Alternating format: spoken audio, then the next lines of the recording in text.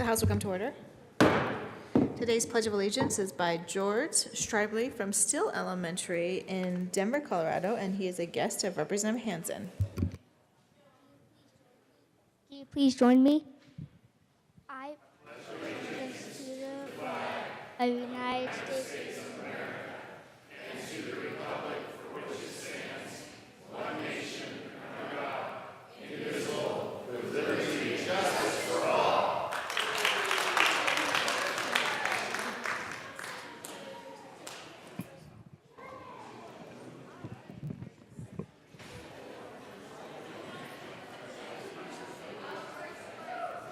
Representatives Arndt, Baker J.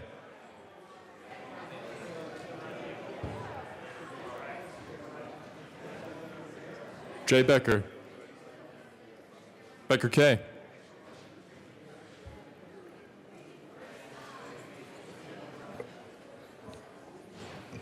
Excused. Beckman, Benavides, Bridges, Buck, Buckner, Carver, Catlin, Coleman, Covarrubias,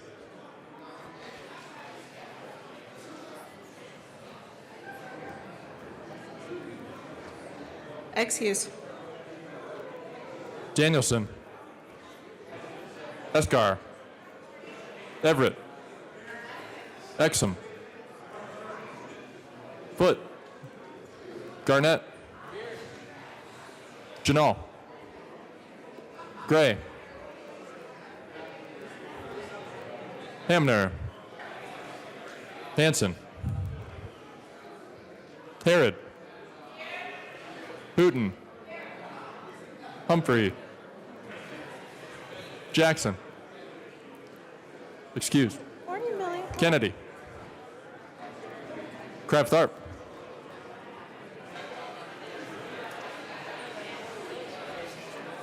Landgraf, Lawrence, excused, Lee, Leonard, Lewis,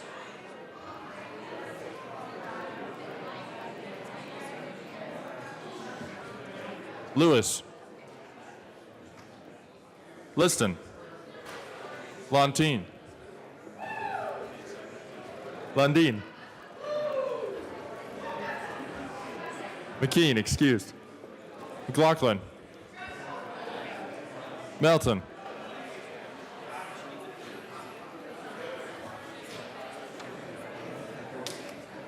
Melton,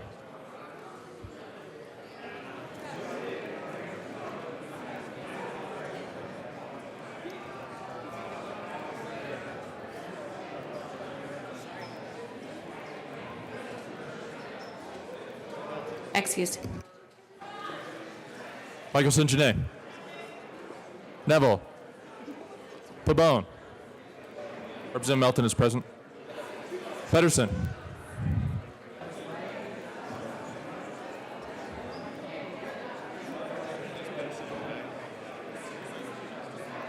Pedersen,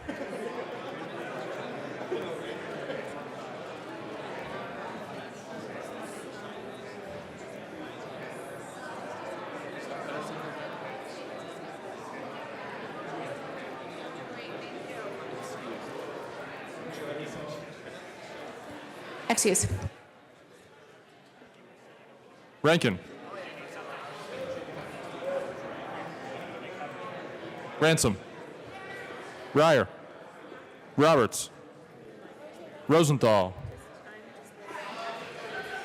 Sane, Salazar,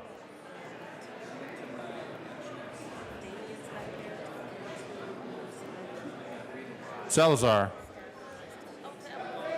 Oh, there he is. Sandridge, Sias,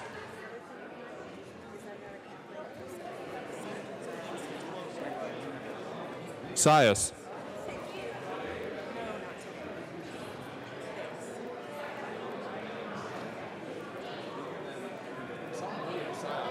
Excused.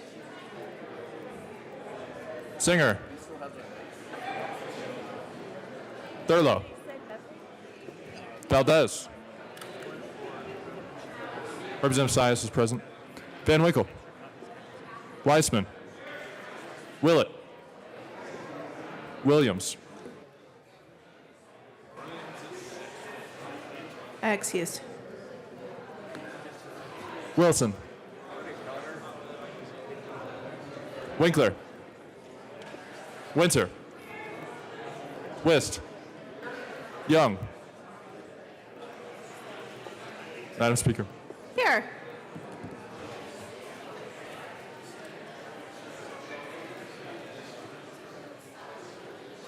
Representative Kay Becker is present.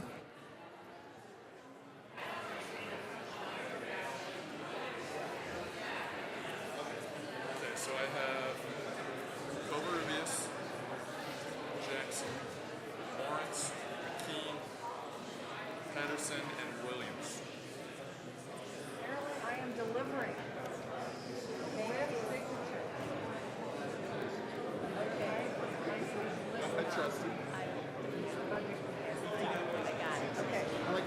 With 59 present and 6 excused, we do have a quorum. I was going to say something, but Representative Exum, good morning. Good morning, Madam Speaker. Happy Friday to you. Happy Friday to you. Madam Speaker, I move that the reading of the Journal of Thursday, April 5th, 2018 be dispensed with and approved as corrected by the Chief Clerk. All right, members, you have heard the motion. All of those in favor signify by saying aye. Those opposed signify by saying no. Motion passes. All right. Announcements and introductions. go ahead. Representative Rosenthal.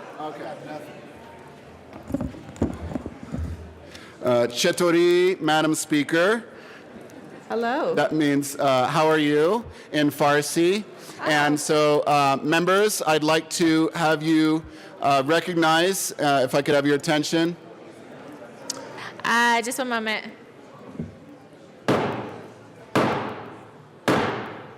Members, can we have your attention, please? Representative So Rosenthal. thank you, Madam Speaker. So members, I'd like to have you recognize and greet the Persian American, the Iranian American community of Colorado. And they're very diverse and from all over the state and metro area. And so this morning, some of you were able to participate in the wonderful breakfast that they served, a tea and traditional Persian breakfast on occasion of the Persian New Year, which occurs on the spring equinox. And of course, that dates back many, many, many centuries, is seeped in the Zoroastrian religion, but also before that. And so I'd like to see if we can also have stand and recognize the Persian Cultural Circle and their friends and family members, and recognize them for the wonderful work they do to bring that community and that culture, language, history, and food to our wonderful state. Merci and kheli mamnoon. Please do. Stand.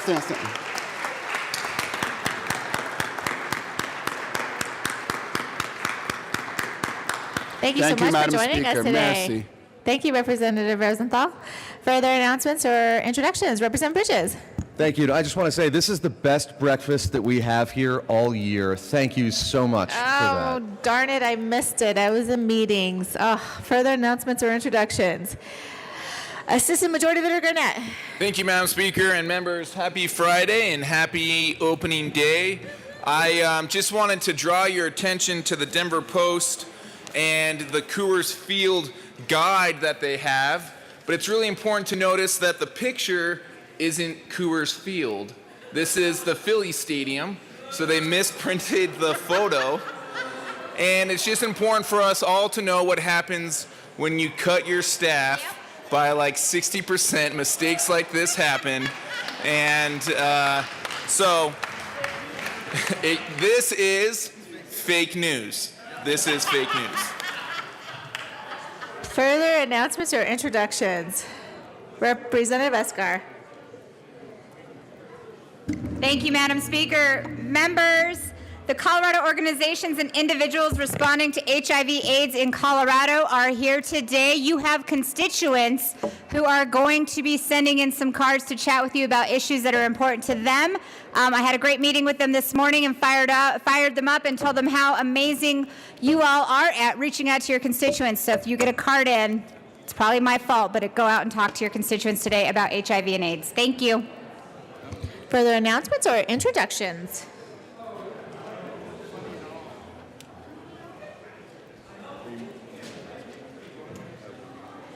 Further announcements or introductions? Seeing no further announcements or introductions, we do have a tribute this morning, members. Can we please have your attention for a tribute? Representative Singer.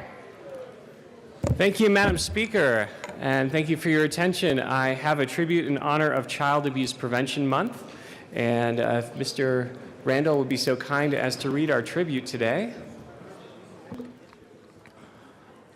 The House of Representatives convened in the 71st General Assembly hereby recognizes April 2018 as Child Abuse Prevention Month. Children are key to the state's future success, prosperity, and quality of life, and while children are our most precious resource, they are also our most vulnerable.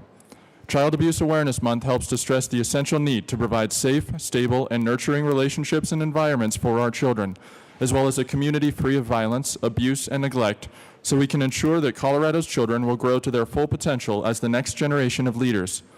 In recognizing April as Child Abuse Prevention Month in the state of Colorado, we recognize that children have a right to thrive, learn, and grow to their full potential, and that the prevention of child abuse and neglect strengthens Colorado's families and communities.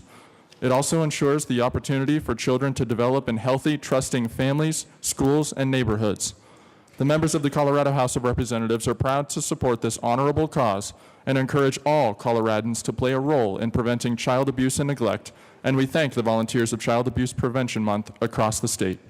On request of Representative Jonathan Singer, given the 6th day of April 2018, State Capitol in Denver. Representative Singer. Thank you, Madam Speaker, and I will be brief today because it's a Friday. Please be seated. Child Abuse Prevention Month is something that is very important to me because this is the very thing that I was working to prevent every day before I came to the state capitol. Colorado has historically been a leader. It was actually Dr. Kemp and his wife, Dr. Kemp, who actually first started to notice this issue as pediatricians in the 1950s when the article, The Battered Child Syndrome, came out. Saw all these unexplained injuries, didn't know where they were coming from. It turns out these injuries were coming from the parents themselves. But today, instead of focusing on the negative, instead of focusing on the harm, what I'm here today to talk to you about is all of the preventative measures that are being taken by our faith groups, our government agencies, our nonprofits to step up. And I'll leave you with one statistic today. 1 in 5 families feel as though they don't have community support. 1 in 5. And so what can we do? As Rep. Wilson likes to ask every now and then, what are we going to do about it? Well, there are 3 simple steps that I'm going to recommend today. 1, wear blue on April 6th. Most of you have already done that. 2, take a picture of yourself and your colleagues dressed in blue and share it on your favorite social media platform using the hashtag #WearBlue or hashtag #Co4Kids, and share a story about how we can mentor our kids. Take these back to your district members. Show people that we stand with our kids through our faith communities, our nonprofits, our government agencies. We can only make this work if we do it all together. And with that, there are a few people standing in the wings with us today. We have Jade Woodard and Ann Ald from Illuminate Colorado and Julia Blumberg from the Office of Early Childhood that are all joining us today. Please join me in welcoming them to the state capitol.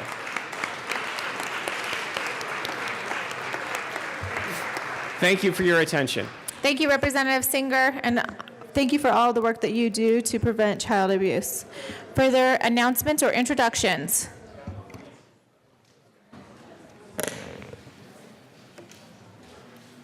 All right, I do have one announcement. Representative Neville, Minority Leader Neville, will be removed from House Bill 1020 as co-prime. Further announcements or introductions? Senator Neville? Did I?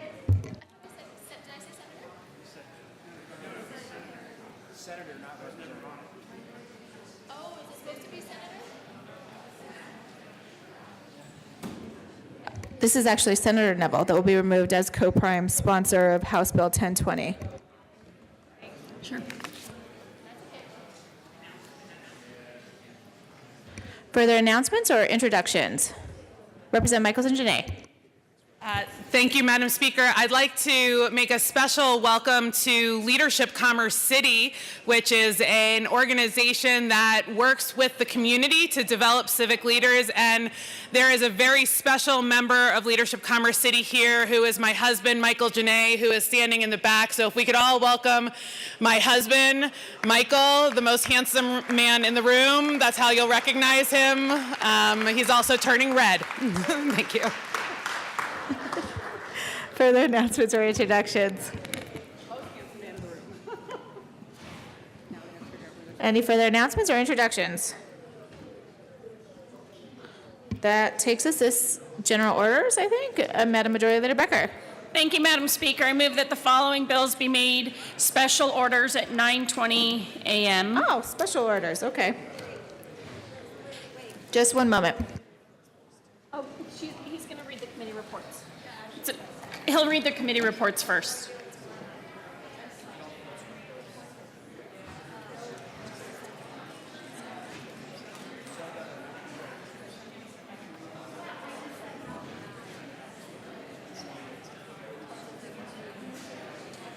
Great, now I have notice of what's going on. Mr. Randall, please read the report of the committees of reference. Committee on Appropriations. Subject to consideration, the merits of the committee recommends the following bills be referred to the committee of the whole with favorable recommendation unamended. House Bill 1174, House Bill 1241, House Bill 1283, Senate Bill 66, Senate Bill 71, Senate Bill 146, Senate Bill 195, Senate Bill 202. The committee also recommends the following bills be amended as follows, and as amended be referred to the committee of the whole with favorable recommendation. House Bill 1001, House Bill 1020, House Bill 1070, House Bill 1114, House Bill 1258, House Bill 1280, House Bill 1335.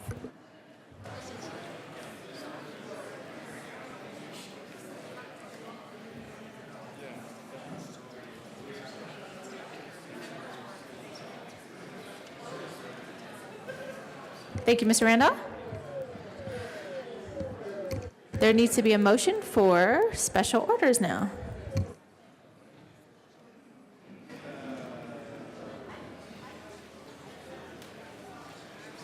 Yeah, I sent a text.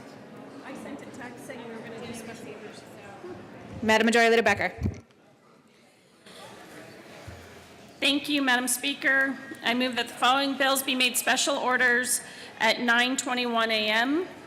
House Bill 1295, Senate Bill 187, Senate Bill 188, Senate Bill 179, House Bill 1157, House Bill 1304, House Bill 1011, House Bill 1300, Senate Bill 14, Senate Bill 154, Senate Bill 180, Senate Bill 146, House Bill 1001, House Bill 1020, House Bill 1070, House Bill 1114, House Bill 1174, House Bill 1241, House Bill 1258, House Bill 1280, House Bill 1283, House Bill 1335, Senate Bill 66, Senate Bill 71, Senate Bill 195, Senate Bill 202. Members, that is the normal second reading calendar today, and I've added on the bills that were just in House Appropriations that passed through appropriations onto a list, so all of these bills will be considered this morning for second reading. All right, members, you have heard the motion and the special orders calendar. Seeing no objection, that list will be made special orders. Representative Kennedy. Thank you, Madam Speaker. I move the House now resolve itself into the Committee of the Whole for the consideration of special orders. All right, members, you have heard the motion. Seeing no objection, Representative Kennedy will take the chair. It's my chair.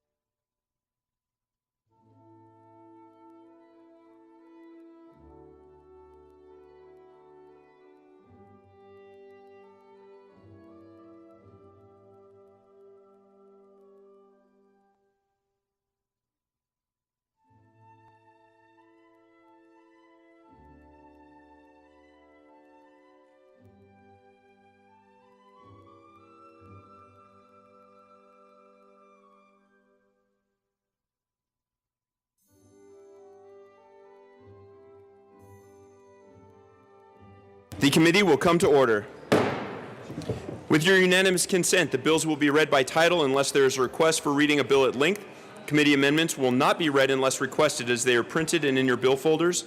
Floor amendments will be shown on the screen and on your iPads and not read unless requested. Bills will be laid over upon the motion of the majority leader, and the coat rule is relaxed. Mr. Randall, please read the title of House Bill 1295.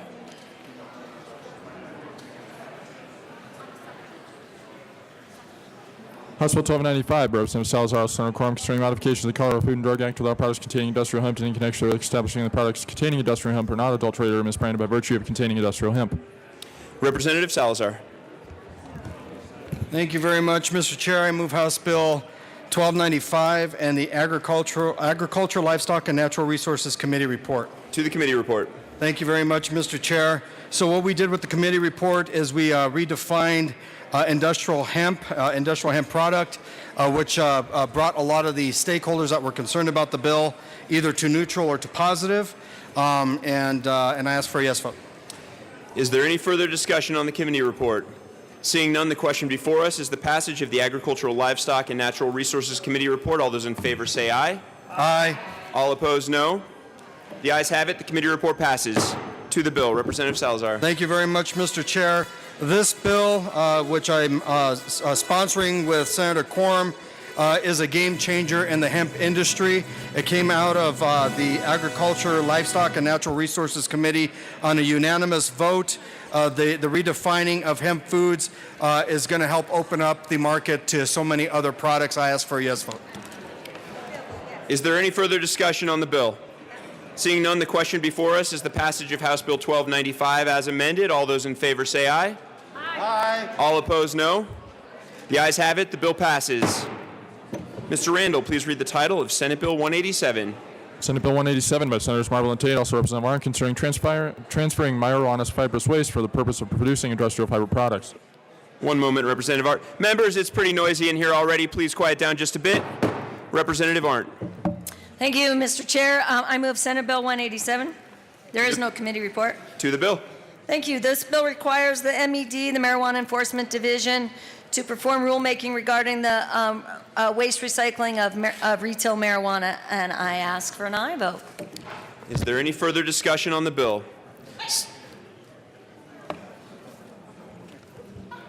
Representative Buck. You're right, we do. I forgot. Representative Buck. Thank you, Mr. Chair, and I move L004 and ask that it be displayed. We need the packet. Thank you. Oh my gosh. I forgot. Huh? So did you. The amendment is properly before us. Please proceed, Representative Buck. Thank you very much, sir. And I asked, the marijuana department asked me if we could make the date so that coincides with the dates for the rulemaking. So this is just a change of date, but it's a absolute support the bill and ask for an aye vote. And I have talked to Representative Arndt, and she is good with this, so I'm hoping we all can agree on this amendment. Representative Arndt. Thank you, Mr. Chair, and I urge an aye vote on this amendment. Thank you. Is there any further discussion on the amendment? Seeing none, the question before us is the adoption of Amendment L4. All those in favor say aye. Aye. Aye. All opposed, no. Thanks. The ayes have it. Amendment L4 passes. To the bill, Representative Arndt. Thank you. I urge an aye vote on Senate Bill 187 as amended. Is there any further discussion on the bill? Seeing none, the question before us is the passage of Senate Bill 187 as amended. All those in favor say aye. Aye. All opposed, no. The ayes have it. The bill passes. Mr. Randall, please read the title of Senate Bill 188. Senate Bill 188 by Senator Sonnenberg, also Representative Arndt and Becker J, concerning agricultural commodities in connection with it, adding Miller to the definition of an agricultural commodity and allowing the Commissioner of Agriculture to determine marketing order public announcement requirements. Representative Arndt. Thank you, Mr. Chair. I move Senate Bill 188. There is no committee report. To the bill, Representative Becker. Thank you, Mr. Chair. Members, this is a program that our animal feeding facilities use that actually is a good program. They're actually wanting to keep this state program going and keep these inspectors moving forward. It's a program that helps them. They're all in agreement that this should keep moving forward. It's that they pay for it all. This is at the expense of each one of these facilities. I would ask for an aye vote. Is there any further discussion on the bill? Seeing none, the question before us is the passage of Senate Bill 188. All those in favor say aye. Aye. All opposed, no. The ayes have it. The bill passes. Mr. Randall, please read the title of Senate Bill 179. Senate Bill 179 by Senator Hill and Williams, also Representatives Hooten and Pabon, concerning extension of the credit for tobacco products to the distributor ships to or transfers to an out-of-state consumer. Representative Pabon.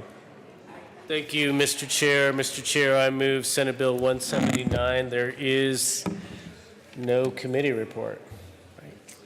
To the bill.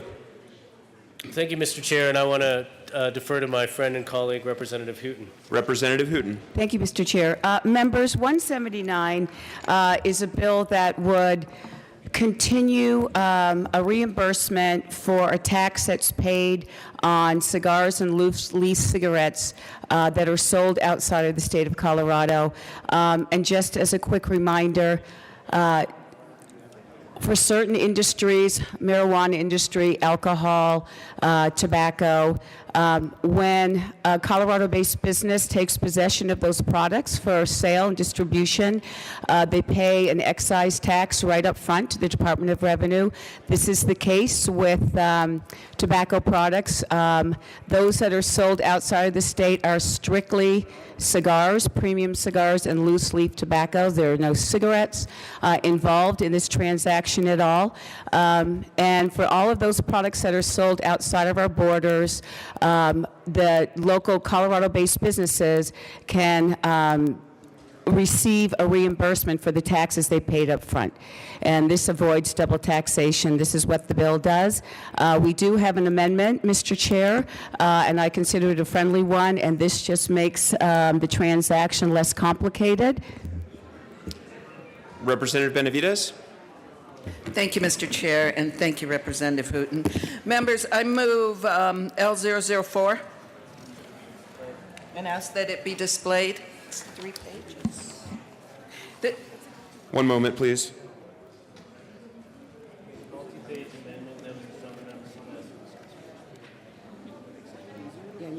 Members, this is a multi-page amendment that is placed on your desks, and in addition, it is also properly displayed. Please proceed, Representative Benavides. Members, this amendment is really just to clarify this transaction. Last year, I was a no vote because it was put forward as a credit, and that's because of the language in the statute. When we were in committee, it was explained to us, and we were provided a copy of the tax return that the taxpayers prepare quarterly. And what this is are adjustments to the gross purchases. So any return, whether it's your personal return, a Schedule C, an 1120, they all follow the same format where you get the gross income or the gross sales or purchases, and then you subtract adjustments to that income. And these adjustments, as it was pointed out, and as Representative Hooten said, were with respect to product, not cigarettes, but cigar and loose tobacco that was shipped to retailers outside. This is unlike everybody else that sells a product. There isn't any tax in state. It's tax externally. Also for online sales, and again, you may recall we've already addressed how we do online sales, where the individual taxpayer pays the tax on that. And the last adjustment was for defective product. Any business that gets product returned should be able to take an adjustment to the income because that was never sold and you shouldn't have to pay the tax on it. So what this amendment does, it clarifies that these 3 areas are adjustments to incomes, not credits to the tax. Then the tax is assessed on the adjusted income just like it is in every other kind of transaction, and then the tax is assessed. This is not a credit. If this were a credit, we would have 100% credit for these types of things, and we don't do that generally. Only one that passed this year, which is another issue. But Normally, that is never the standard. So this just clarifies it so it's not subject to a 3-year sunset like we always do with true credits. This truly is an adjustment to income, and I worked with Department of Revenue and they testified, if you recall, that this is comparable to an adjustment in income. So I think it clarifies for all of us what this transaction really is, and I would urge a yes vote on this amendment. Is there any further discussion on the amendment? Seeing none, the question before us is the adoption of Amendment L4. All those in favor say aye. Aye. All opposed, no. The ayes have it. The amendment passes. To the bill, Representative Pabon. Thank you, Mr. Chair, and again, thank you, Representative Benavides, Representative Hooten, with the work we've done in Finance Committee and on the floor here today. This is just a true up for what we do for pretty much all other excise tax assessments and collections, and so ask for an aye vote. Is there any further discussion on the bill? Seeing none, the question before us is the passage of Senate Bill 179 as amended. All those in favor say aye. Aye. All opposed, no.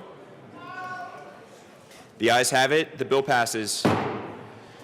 Mr. Randall, please read the title of House Bill 1157. House Bill 1157, Representatives Becker, Kane, Singer, all Senator November, concerning increased reporting of oil and gas incidents. Madam Majority Leader. Thank you, Mr. Chair. I move House Bill 1157 and the Transportation and Energy Committee report. To the committee report. Thank you, Mr. Chair. The committee report added an amendment involving credentials for workers who are working on pipelines. We ask for an aye vote. Is there any further discussion on the committee report? Seeing none, the question before us is the passage of the Transportation and Energy Committee report. All those in favor say aye. Aye. All opposed, no. The ayes have it. The committee report passes. To the bill, Representative Singer. Thank you, Mr. Chair. This is a bill about transparency. It's time for transparency when we talk about our oil and gas operations to ensure that everyone out there is assured that when there's an accident or a spill, they know where and when and the extent of the severity. If we're going to protect the public has a right to know. That's where this starts, and that's what this bill does, and I ask for an aye vote on House Bill 1157. Madam Majority Leader Becker. Thank you, Mr. Chair. We are running this bill because large-scale oil and gas developments have been expanding into neighborhoods across Colorado, and we need more detailed reporting so that we can help prevent oil and gas incidents in the future by giving us a roadmap of how these incidents happen. This bill simply requires increased transparency of the oil and gas industry for major and minor reportable events. It clarifies what needs to be reported and gives the public greater accessibility to that information. We know that since the Firestone explosion last year, there have been 14 more oil and gas related explosions in Colorado. In 2017, there were over 600 spills, nearly 12 a week. We simply want consistent reporting and reporting that's available to the public. We ask for an aye vote. Representative Becker J. Thank you, Mr. Chair. I figured since Becker K was up here, Becker J better come up here as well. Members, I ask for a no vote on this. We heard from the department. We understand that the interface for the public needs some work. They're already doing that on this interface. They're already pushing forward to make it more user-friendly, to describe where the events are and what's going on. They recognize that. So I believe we let the department move forward, get this taken care of. They've already said they're working on that and doing it. I don't think we need to move forward with a bill that mandates this because they're already working with industry, which is what we ask them to do, work with industry to come up with an interface that is more user-friendly that they can work on. I would ask for a no vote. Madam Majority Leader Becker. Thank you, Mr. Chair. In fact, the department testified in favor of the bill, thinking that increased transparency and information data gathering about oil and gas spills and explosions would be good for the public and would help them in their mission. I ask for an aye vote. Is there any further discussion? Representative Rankin. While I recognize that this is not particularly a heinous new requirement, I do think that it completely overlaps, doesn't completely, it overlaps to a large degree what's already being collected. I do think the department and the Oil and Gas Conservation Commission are bending over backwards for transparency and reportability. I just don't believe that we have to put this in law, in statute. I think it's simply taking another swipe at a valuable industry. That's we have a great department in oversight and commission that's doing a great job for us in regulating, inspecting, and reporting on oil and gas activities. So although the department is not opposed to this bill, and I understand that, I recommend a no vote just because I don't like putting it in law. Representative Carver. Thank you, Mr. Chair, and I would urge a no vote on 1157.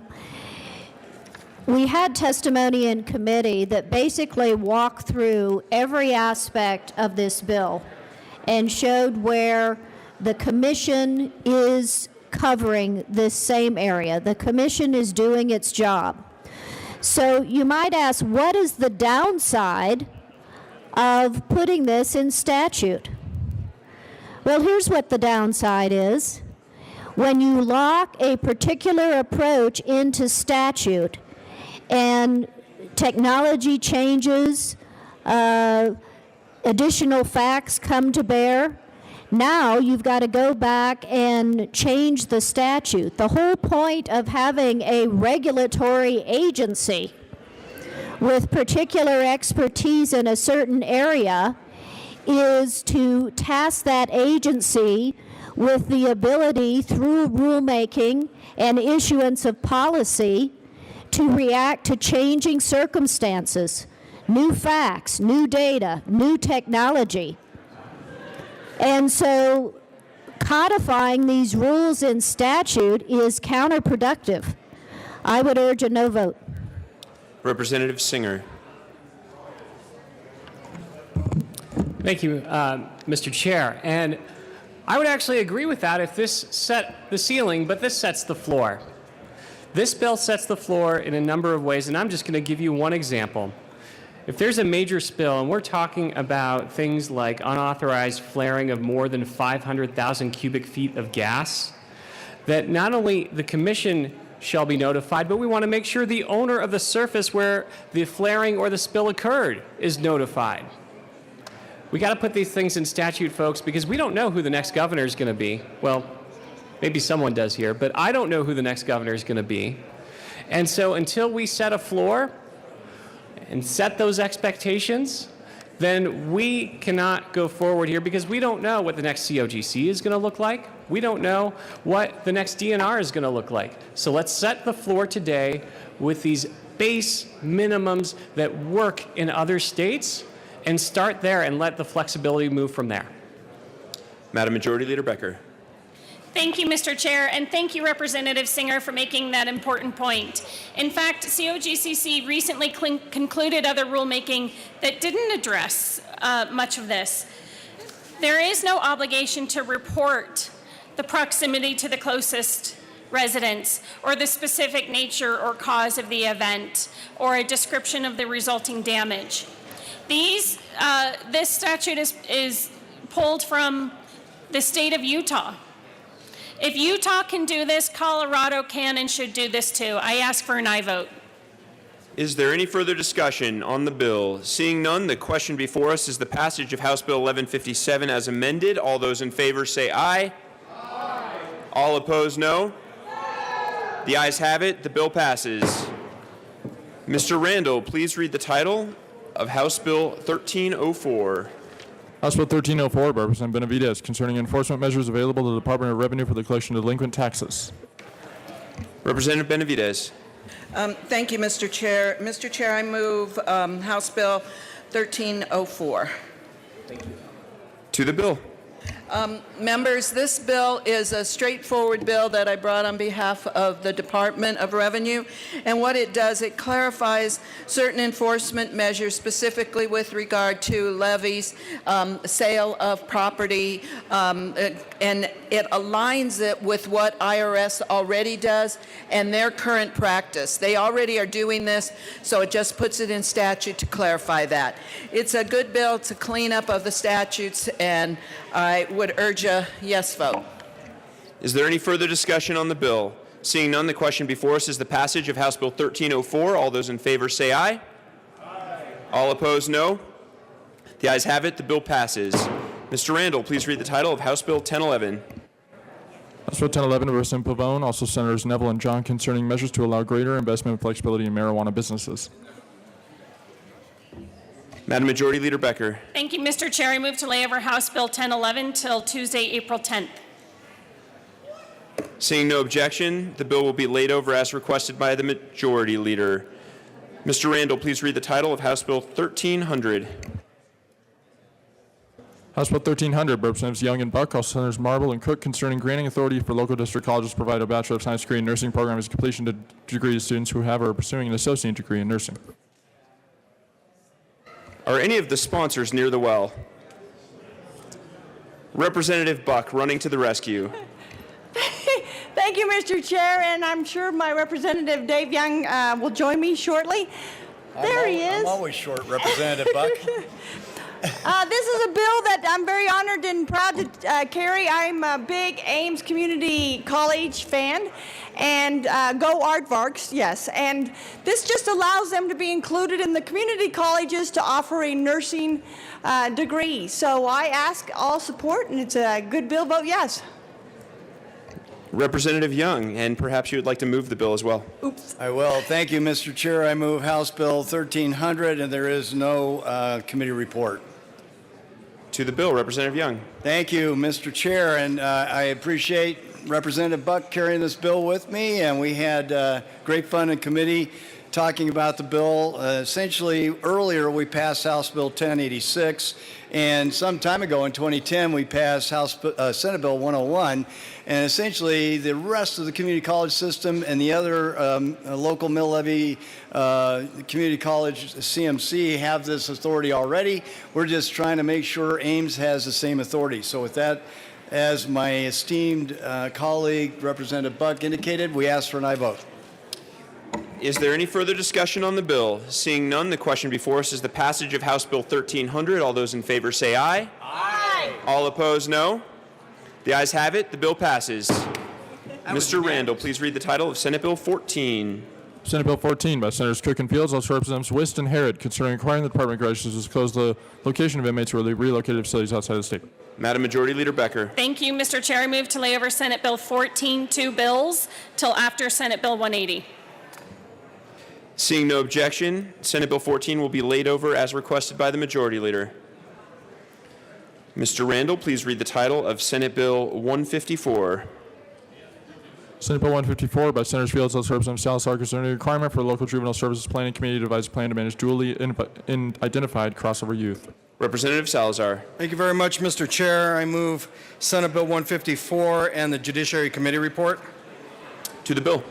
Oh, I'm sorry, to the committee report.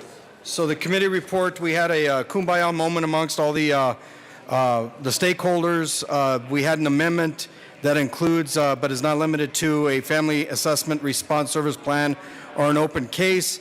It also changed language from least restrictive appropriate placement to appropriate services or placement-based assessments, and it included county policy along with laws and rules. I ask for an aye vote on the committee report. Is there any further discussion on the Judiciary Committee report? Seeing none, the question before us is the passage of the committee report. All those in favor say aye. Aye. All opposed, no. The ayes have it. The committee report passes. To the bill, Representative Salazar. Thank you very much, Mr. Chair. This is a CCJJ bill that came out of committee unanimously, both CCJJ as well as Judiciary. And what it does is it identifies crossover youth. And crossover youth are those individuals who are in the juvenile justice system as well as the child welfare system. And it allows for a services planning for these youth. It allows for a better plan to be implemented for them, and I ask for a yes vote. Is there any further discussion on the bill? Seeing none, the question before us is the passage of Senate Bill 154 as amended. All those in favor say aye. Aye. All opposed, no. The ayes have it. The bill passes. Mr. Randall, please read the title of Senate Bill 180. Senate Bill 180 by Senators Gardner, House Representatives Wist and Gray, concerning the Colorado Trust Code. There's no committee report, right? No. Mr. Assistant Minority Leader Wist. Thank you, Mr. Chair. I move Senate Bill 180. There is no committee report. Representative Wist, I do believe there's a committee report from Judiciary. Oh, you changed the title.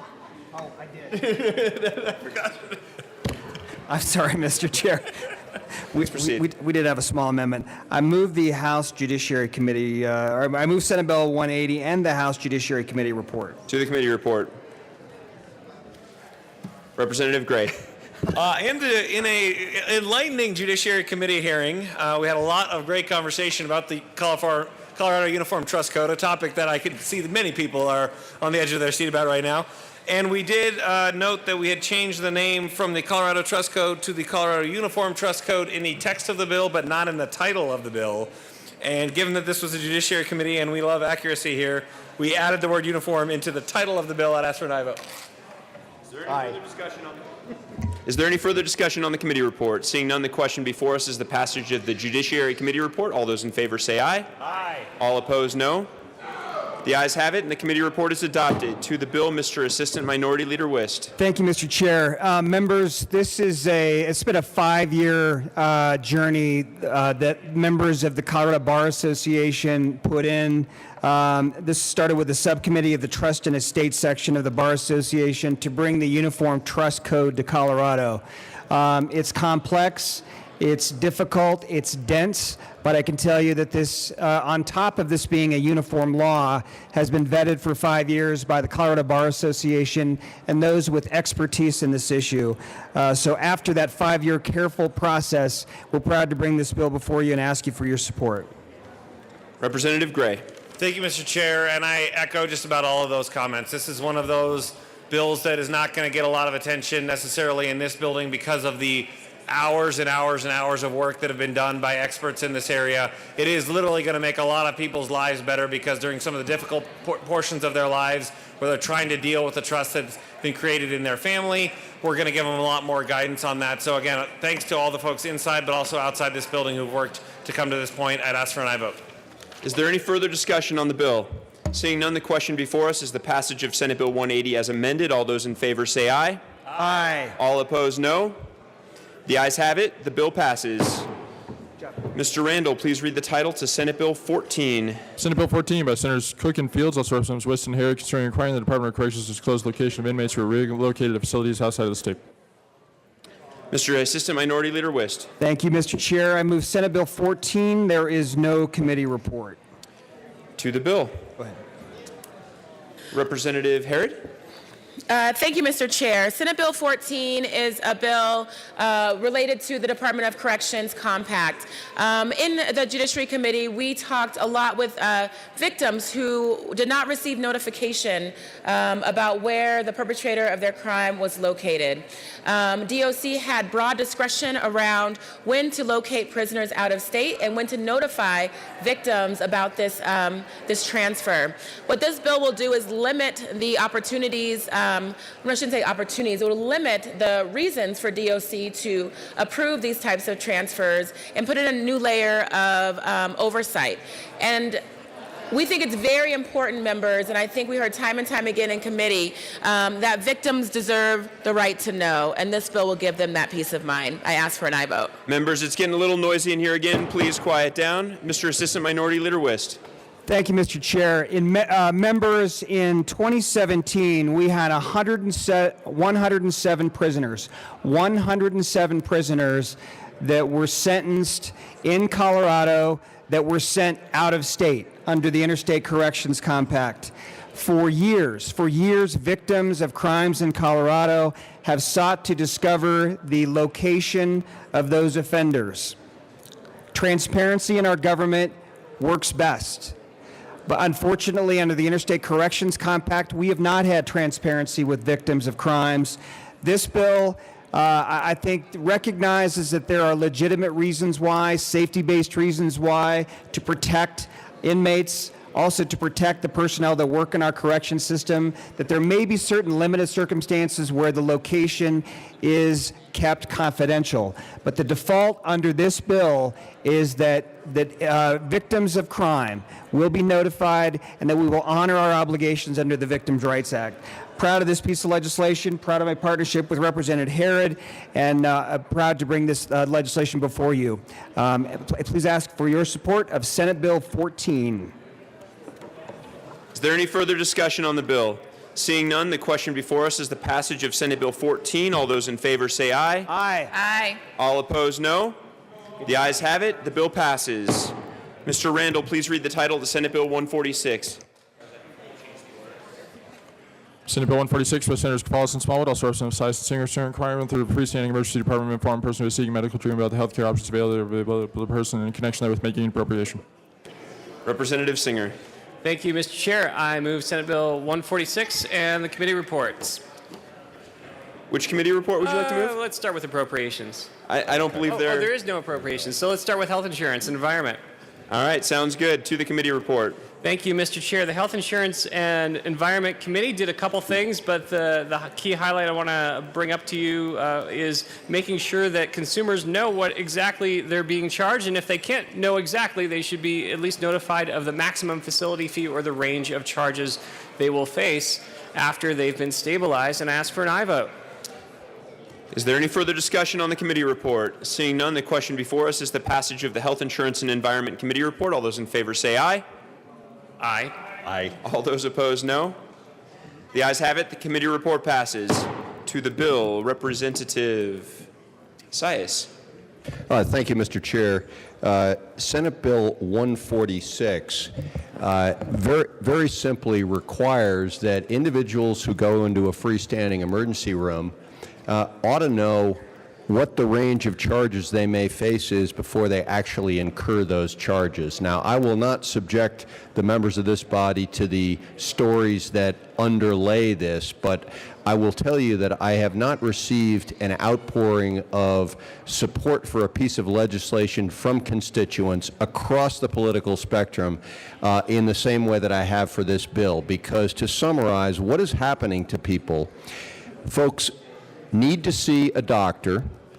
They do their own due diligence in terms of finding out whether the facility they are going to is actually covered within their plan. So they've done their due diligence, they've done the responsible thing, and then they go and they receive treatment.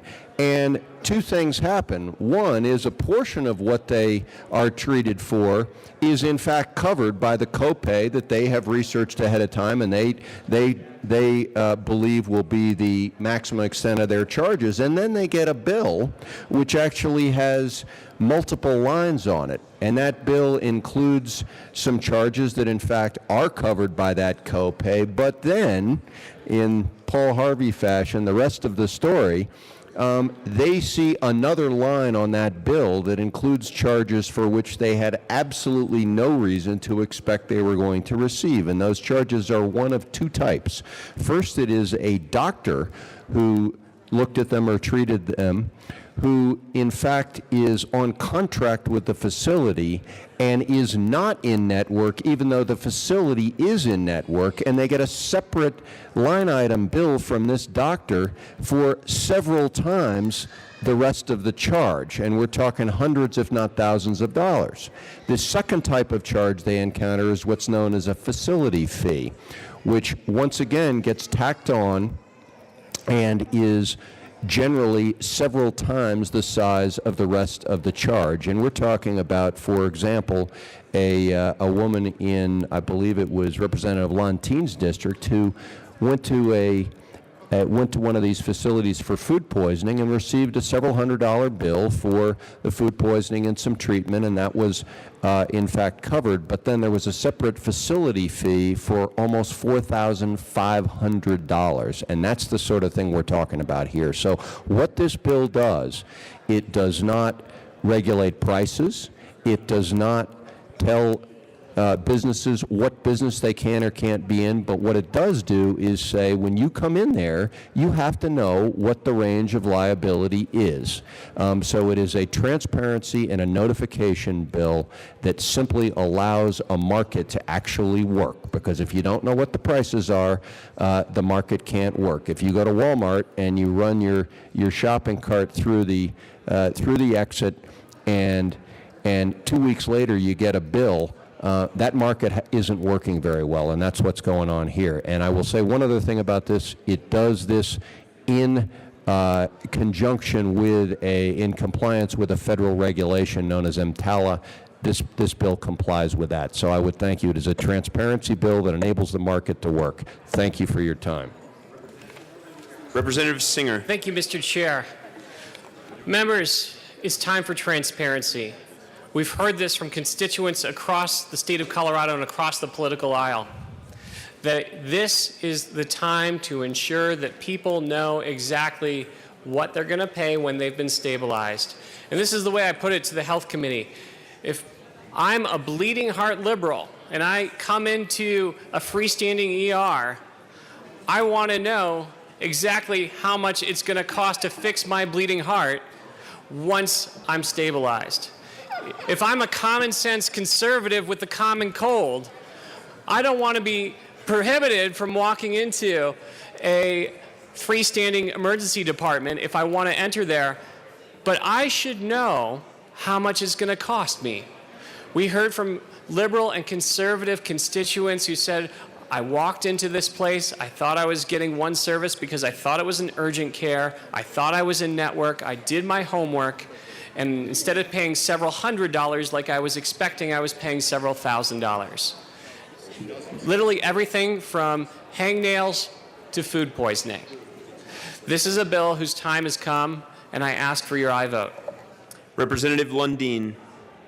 Thank you very much, Mr. Chair. And I have a couple questions for the bill sponsors. I would love the sound of trumpet fanfare as I march into the well here and say, let's talk about market forces. I believe, as you all know, in the marketplace. The marketplace helps us figure out the best way to get to what we need to do. But one thing we need in a marketplace in order to get to great solutions, to get to more efficiencies, higher quality, lower costs, is something called price discovery. It's a fundamental of economics. If a marketplace does not allow for price discovery, the marketplace does not work. And my concern is, in the current situation, and this is a question I would address to the bill sponsors, are there adequate mechanisms for bona fide, honest price discovery? Representative Sias. And thank you, Mr. Chair, and Representative Lundin, thank you very much for bringing up that point. I think you are exactly right, and this is exactly why we have this bill, because you have to have price discovery. You have to know what price you're going to pay in order for the responsible, prudent consumer to be able to make decisions in the marketplace. And in this case, and we have seen countless examples of this, we have consumers who do everything right in terms of informing themselves about what prices they're going to have to pay, and they make choices based on that. And they, in some cases, they may say, I'm happy to pay a higher price to get this service at this time at this location. But in fact, when they make these inquiries, they do not receive the information, and the consequences are catastrophic, because the information that is left out is several orders of magnitude greater than the price that they believe they're going to pay. So what we have here is a real perversion in the marketplace that is not allowing it to work. So that's why we have the bill. Representative Lundin. Thank you very much for that answer. And so I guess I'm going to say chalk my support up, my yes vote for this bill up, to my ongoing love affair with market forces and the need for bona fide and honest price discovery. Chalked up, as requested by Representative Lundin. Is there any further discussion on the bill? Seeing none, the question before us is the passage of Senate Bill 146 as amended. All those in favor say aye. Aye. All opposed, no. The ayes have it. Senate Bill 146 passes. Mr. Randall, please read the title of House Bill 1001. House Bill 1001 by Representatives Winter and Gray, House Senators Donovan and Fields, concerning the creation of a family and medical leave insurance program. Representative Gray. Thank you, Mr. Chair. I would move House Bill 1, the Appropriations Committee report, and the Business Committee report. To the Appropriations Committee report. Representative Winter. Thank you, Mr. Chair. In appropriations, we added an amendment that made sure the appropriation continues as long as the program continues. And I urge a yes vote. Is there any further discussion on the Appropriations Committee report? Seeing none, the question before us is the passage of the committee report. All those in favor say aye. Aye. All opposed, no. The ayes have it. The Appropriations Committee report passes. To the Business Affairs and Labor Committee report. Representative Winter. Thank you, Mr. Chair. In business, we added an amendment to give more support to the businesses on ongoing implementation of this program. Is there any further discussion on this committee report? Seeing none, the question before us is the passage of the Business Affairs and Labor Committee report. All those in favor say aye. Aye. Aye. All opposed, no. The ayes have it. The committee report is adopted. To the bill. Representative Winter. Thank you, Mr. Chair. I urge a yes vote on this bill. This is a Colorado-based solution. This is all employee paid that ensures that we can be responsible employees and responsible family members. This is a vote that says in Colorado, we are no longer going to find it okay that 1 out of 4 mothers goes back to work 2 weeks after giving birth, that up to 25% cancer patients aren't doing their chemotherapy because they're more worried about their paycheck, and that people are losing their homes to take care of a dying parent. I think we can do better. This is all employee paid, and I urge a yes vote. Representative Gray. Thank you, Mr. Chair. Folks, the absence of paid family leave for Colorado workers is probably one of the most glaring gaps that we have as far as the way we've got our economy built. This is a problem that literally every other developed country and country that you'd want to be on a list with has solved. It's one that we have not solved yet in this country, but it's one that we can solve here for our Colorado workers. The period right after my 2 children were born were one of the hardest times of adjustment in my entire life, yes, including that one right there who's waving to me right now. My daughter Ellie is with us in the chamber today. Is an incredibly difficult period, even if you do have paid leave. My family, we had access to paid leave. Without that, I can't imagine how difficult it's going to be. And the answer to our citizens, I just don't think we can afford to keep giving them the answer is, tough, that's too bad, you're going to have to figure it out on your own. You can either choose to keep your job, you can choose to run out of money, or you can choose to just be away from your child. This would also, this is not only applied to when children are born, it also applies to folks who are suffering illnesses in the family, etc. But this is something that, again, all across the world, folks are figuring out. All across the world, they are implementing, and it's working in their economies. We are gapingly behind in that way. This is a program that would help us close that loop, and I would ask for a yes vote. Representative Liston. Thank you, Mr. Chairman and members. It's been a long time. We heard this bill, it was 2 months ago today. It was February the 6th. And just want, with all due respect to my colleagues, there was opposition to this bill. In fact, there was significant opposition. Just as a reminder for everybody, the Aurora Chamber of Commerce, which represents 1,800 businesses, they were strongly opposed to this bill. The South Denver Metro Chamber, which represent over 700 businesses, they were strongly opposed to this bill. The Colorado Association of Commerce and Industry, that has 180,000 workers, under their purview, they are strongly opposed to this bill. And the Denver Metro Chamber and C3, which has tens of thousands of members, they are strongly opposed to this bill. I guess the other thing that you should realize, if you haven't looked at it, that should be the first clue. Most of the time when we have a fiscal note, it might be 1 or 2, maybe even 3 pages long. This is 14 pages long. This is a massive government overreach. They say, well, it's going to be employee funded. It's not. This ramps up government expenditures from $30 million this year to almost 500 million in another 2 or 3 years. With all due respect, this is a mandate on businesses. Just when Colorado's businesses and economy are starting to thrive and grow, our colleagues want to put another mandate and another requirement on businesses. So I would ask for a no vote. Thank you. Representative Sandridge. Thank you, Mr. Chair. And members, I've done some hiring. I've unfortunately had to do some firing.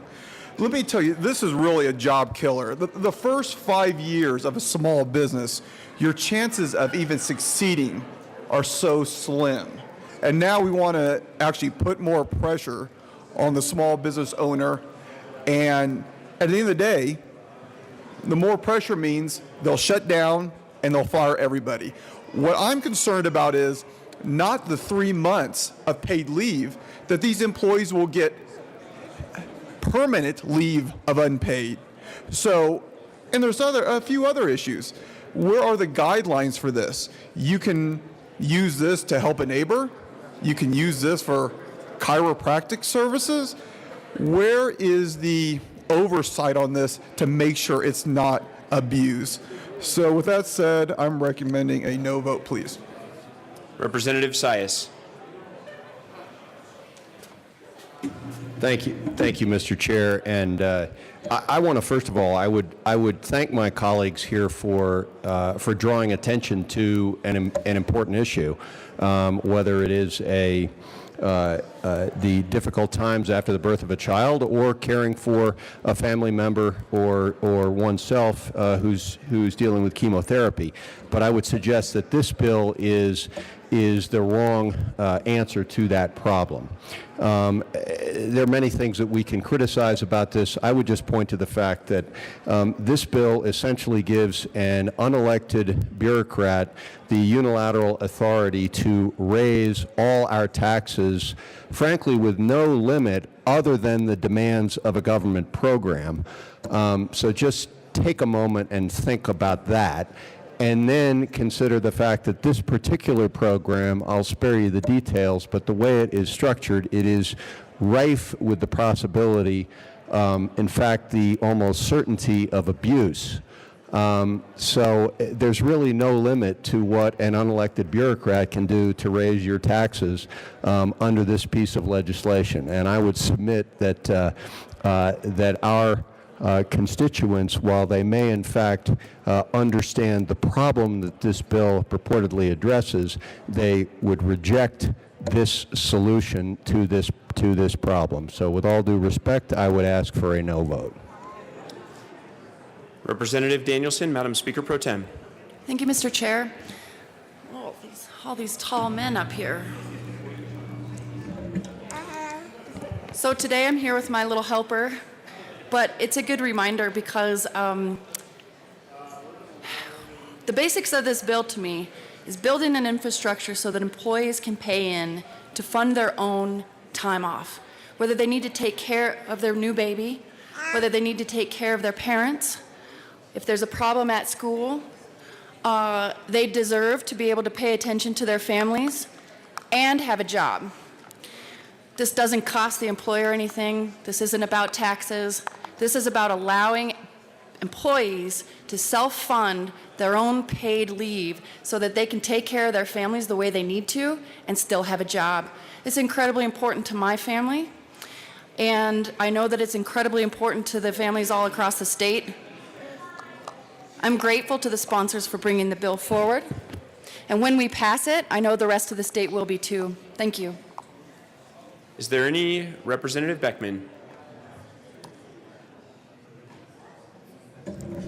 Thank you, Mr. Chair. I believe that this is a violation of Tabor because the tax versus fee discussion and an increase of taxes without going to the voters. A fee is not compelled, is a voluntary incurred government charge in exchange for a benefit for the payer. In this bill, the payer, employer, is not the one that receives the benefit. I know it seems like it's in the weeds what a tax and a fee is, but our constitutionally approved, voter-approved taxpayer Bill of Rights is very clear. And there are those out, I know in my district and my community, that feel like this is a manipulation of the taxpayer's Bill of Rights, and that this is not a fee, but this is a tax, and it should go to the voters. For those reasons, I feel that the fee is compelled and not related to use. I think it's a violation of the taxpayer's Bill of Rights, and that we should have respect for what the citizens of the state of Colorado voted for and uphold Tabor. Representative Gray. Thank you, Mr. Chair. Let us talk about what is a tax and what is a fee under Colorado law, which actually is not law that begins with the Taxpayer Bill of Rights, friends. It actually begins way before that, because we actually had fees and taxes even before that. Tabor certainly has an impact on the ability to increase taxes, to increase tax rates, and to do other things, but it doesn't talk about the distinction between fees and taxes. Before that, we have to go back to a court case called Bloom versus the City of Fort Collins. And let me tell you about the difference between a fee and a tax. A tax is a tool for generating general government revenue. So we collect sales taxes in this state, and we spend them here, we did just last week, on whatever we think the government should spend it on. We collect income taxes, we spend it on whatever we think we should be able to spend it on. Fees are different. A fee, when you charge a fee to somebody, that money can only be used in a way that has a nexus with the person who's paying it. This is exactly what this is. This is probably the most quintessential fee you could possibly come up with. This is a fee that is paid by workers in order to provide a benefit to workers.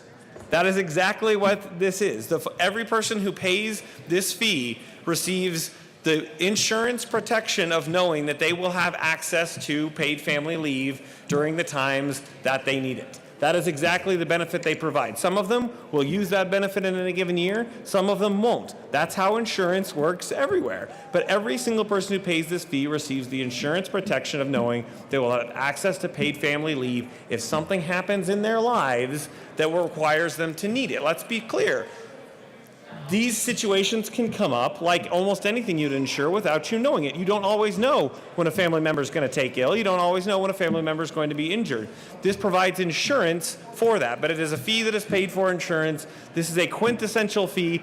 A tax raises general government revenue. There's absolutely no way that this would be called government revenue because it can only be used for that purpose. And for that reason, rest easy, members. This would be a fee and not a tax, and we don't have a Tabor problem whatsoever. Representative Van Winkle. Thank you, Mr. Chairman. Well, members, if it acts like a duck, if it quacks like a duck, it's probably a duck. This is a fee that is added to every single paycheck on every single dollar earned in Colorado. This fee, that sounds like a tax to me if it's on every single paycheck on every single dollar earned by any Coloradan. That sounds like a tax to me. Any more discussion of ducks or taxes? Representative Thurlow. Thank you, Mr. Chair, and thank you, members. I won't belabor the Tabor issue. Heavens forbid that I would ever debate the Tabor issue with Representative Gray.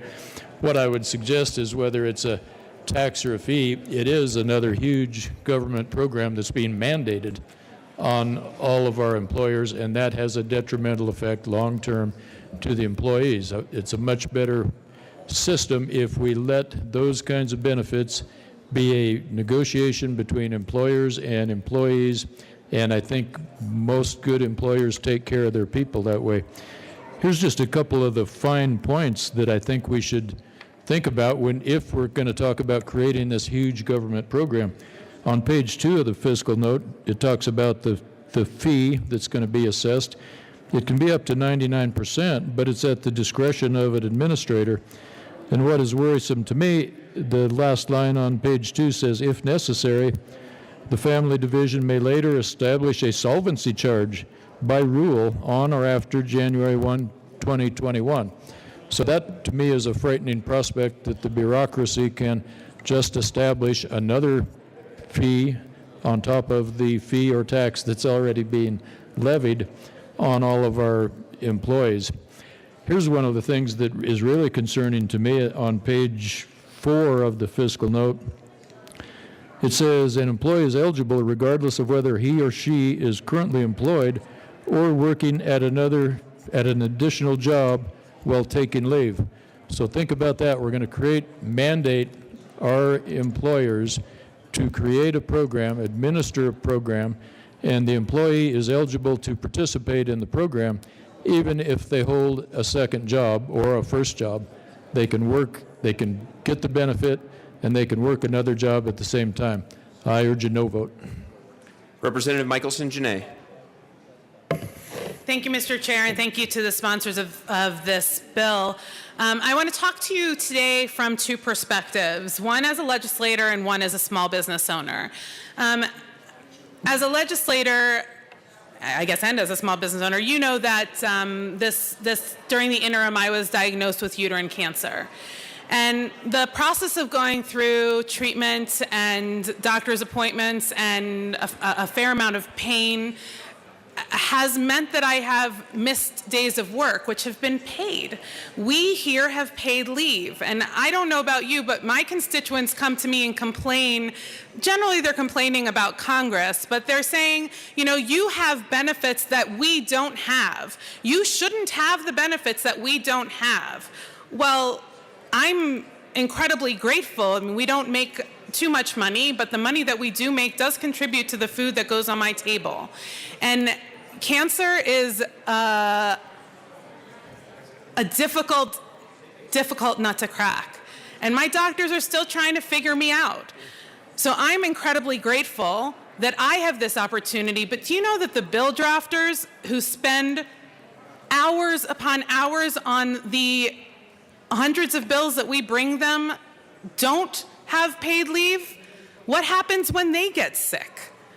So to me, this is human decency.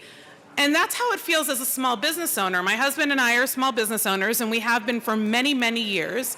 And when people have worked for us and have needed to leave for whatever reason it is, youth sports, doctor's appointments, you know, they needed to pick up something at the store during business hours and there was no other time to do it. To us, it is human decency that they are our employees, and if we value them and their life experiences, we will get so much more out of them. To me, this is common sense.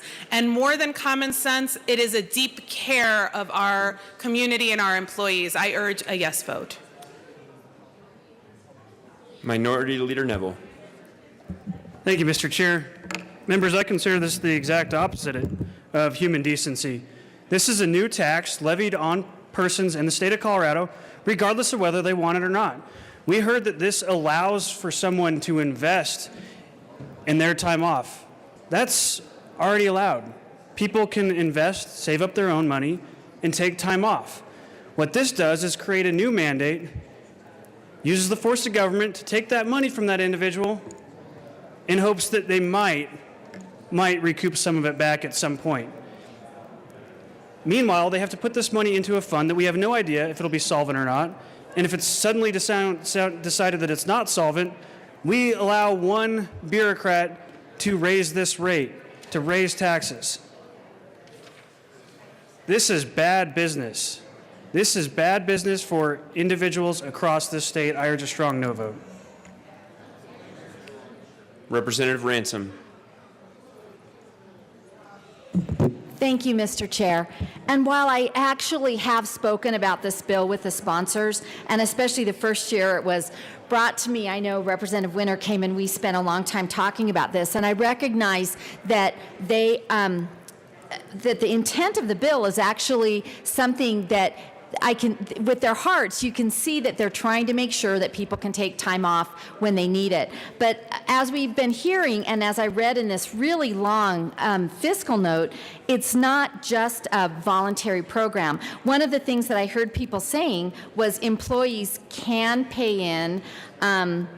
It allows employees to to pay in. And that's absolutely not what this bill would do. It's mandating that employees pay in whether they use the leave or not, whether they have any family time. I'm afraid that people of certain ages might not be hired, might not even get hired, because I'm afraid that some employers might be thinking, my goodness, this person is of an age that either they are going to be taking time off if they're sick, or their parents are sick, or if they're going to have a baby. And that's just not, it's not fair to anybody. We want people, if they want to have jobs, to be able to have them. All of the business organizations that are opposed are very telling to me. And again, I just think that the mandate is something that is not a good idea. To force people into a program and then creating a whole new division. We've seen over and over again, members, that there are huge inefficiencies built in whenever we add a new layer of bureaucracy. And that's exactly what this bill does. Creating a new family division would actually require that we hire a lot of people. And by the time we get out to 5 years from now, we're talking about $480 million. I mean, that's a lot of money to be paying. And even in the first couple years, it's less than that. But still, we're talking about an awful lot of money to administer this program that some people, that everybody will have to pay into, some people will be able to utilize. And obviously, there are bad actors anywhere in this world, anywhere in this life. There are employees that would have the possibility of taking off 3 months and then come back to work for a few weeks and then maybe taking another 3 months off, creating huge burdens on fellow employees, the employers themselves. And obviously, I recognize that there are times that people legitimately need to take time off. But again, personal responsibility is something that everybody should be utilizing. We can save up money. We can look forward to times that we're going to be taking time off. There are plenty of ways that we can be responsible for our own selves without, again, turning to the government and saying, take care of me, because that is not the role of the government. That is not something we should be requesting for. And again, even though I like the name of it, Family Act, I really feel like this would be a very huge negative on businesses and on and actually on employees as well. So I do urge a no vote on this bill. Representative Leonard. Thank you, Mr. Chair. I just have a question for the sponsors regarding one of the items that was brought up by Representative Thurlow. Before I address them, I do want to say that the most benevolent thing that employers can do for employees is give them a job. Allow them the privilege to be able to work, have the opportunity to earn, and have an income. And if they go out of business because they can't afford the overhead, then that doesn't do a service to very many people. But my question to the sponsors is on page 11, and I wasn't in the committee, so maybe this was addressed by others in the committee, but I was curious on the reason and the purpose for the clause here, regardless of whether the covered individual is currently employed or is working at an additional job while taking the family and medical leave. These benefits, I would just want to know a little bit of the rationale for why these benefits would still go to somebody who is not employed with the company or has another job. Thank you. Representative Winter. Thank you, Representative, for that question. And it's simple because the employees are paying for it. And when you pay for your car insurance, you benefit from the car insurance. So you're paying for family leave insurance. And part of what makes this a solution that benefits its employees is it is portable. Because what happens right now, so my sister has MS, and she works for a nonprofit, and she has a degree in psychology, but yet she makes $13 an hour at an entry-level job, and because her benefits are tied to her job, she can't leave. She can't actually go use her degree and get a better job. And so this benefit's portable. So if you're paying in for 6 years and you get a new job, you should be able to access those fees that you pay in for 6 years. Now, on the two-job piece, look, this is no different than what happens in FMLA right now, just to be clear.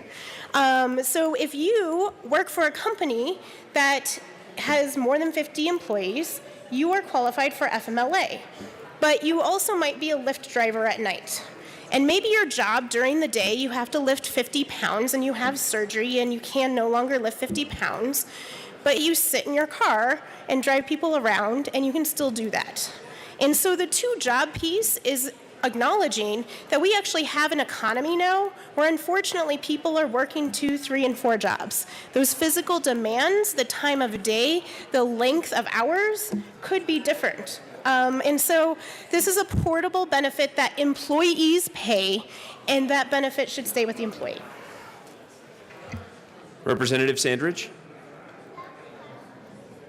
Thank you, Mr. Chair. And members, I hear this word free thrown around a lot. It's free. We all know nothing's for free in life. If it was for free, I wouldn't see so many millions on this.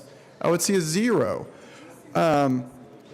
When I hear the word free, let's be truthful, it really means off the backs of the taxpayers.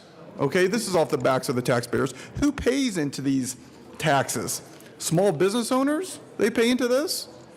So, or large business owners. Business owners. Explain it. Come on up. Representative Gray. Literally, and I think that thank you, Mr. Chair. Speak to your colleagues. I understand. I've been listening to the objections. I heard them in committee as well. But just to understand the bill, no, literally there is no employer contribution to this program. This is a worker-funded program. It is literally, the employees do not make contributions to this. There are, for example, if you have a 401k, there are many employers who make an employer match and their employee monies that go into it. This program is an insurance program that is paid entirely by employee contributions. There is no employer contribution portion of this program. That is just a fact of the bill. That is not an argument for the bill. That is a fact of the bill. It's set forth in the bill. It's set forth in the fiscal note. Representative Sandridge. Thank you, Chair. I completely agree, and that's not what I said. I said, who pays the taxes that goes into this? Who pays the tax? Do the small business owners pay any taxes? So it's not for free. It's not for free. So who pays for this? Representative Winkler. Thank you, Mr. Speaker. I heard a proponent of the bill suggest that it's common decency to allow your employees to do things with their working time, to give them the time off and to have the flexibility. I own a small business, and it will no longer be common decency. You will no longer be a good boss by giving that time off, by being flexible. It will be mandated. When my workers, when my employees ask me the question, should something like this pass, why is my check smaller? I say, you know what, I didn't take it from you. The state did, because they don't trust you to arrange your life. They don't trust you to save for whatever reason. They don't trust that you can handle the responsibility and the flexibility of our unforeseen consequences and unforeseen events and things like that. And sure, you can take out of this pool. You can put in the pool and you can take out because you're forced to.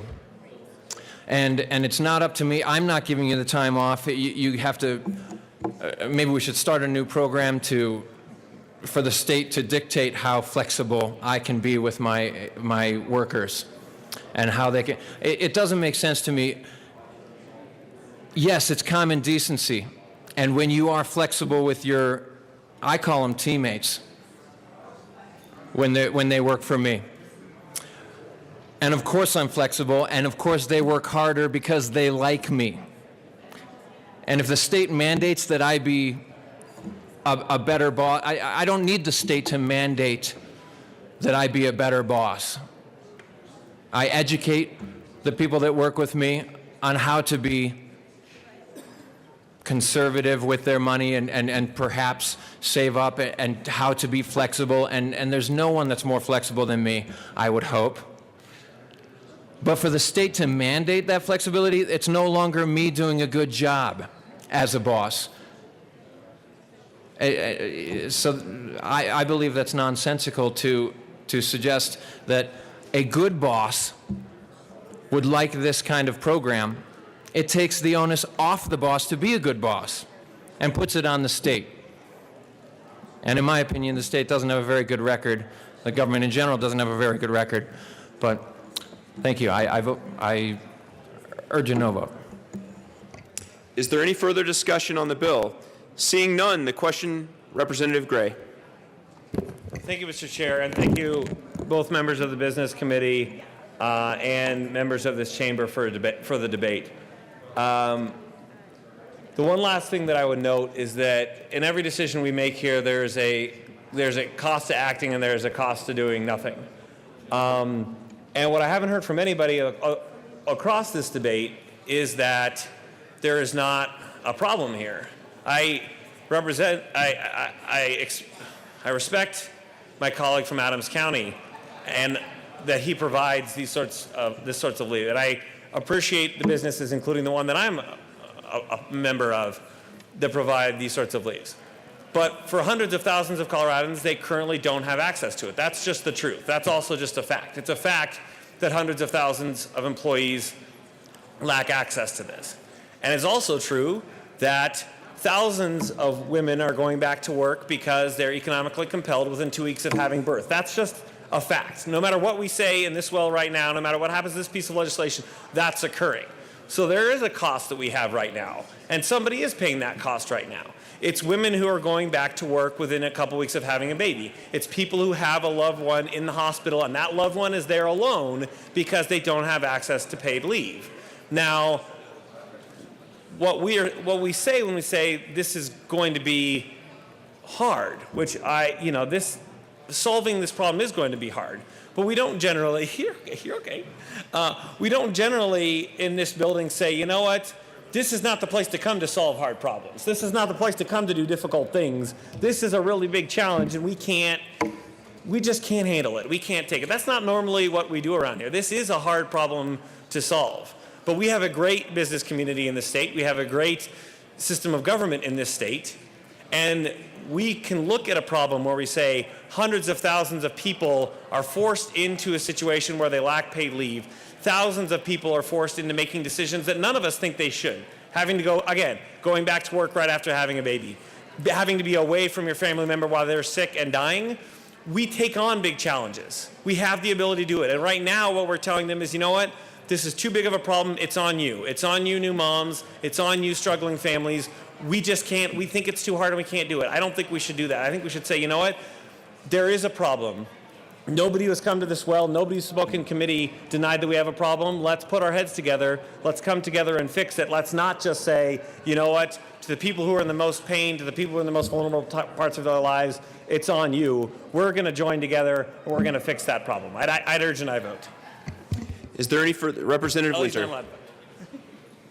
Thank you, Mr. Chair. I just briefly wanted to address some of the questions about businesses, especially small businesses. So a couple of years ago, I ran what I considered would be a small business. It was a nonprofit, but I had one employee, and that one employee got pregnant. And I'm the woman that carries the paid family leave bill. So clearly I had to give her paid family leave, which I was happy to do so. But what that meant is I couldn't afford, because I was still paying her salary, to replace her. I was still paying her salary, so I couldn't afford temporary workers. And so what I did was I did the work of two people. If this had been in place, she would have drawn from the insurance pool. I could have just saved that money. I could have fundraised less. I could have hired help. And so we actually had small businesses that came to committee and said, please pass this, because we desperately want to be the good employers that offer paid family leave, but we literally can't afford it.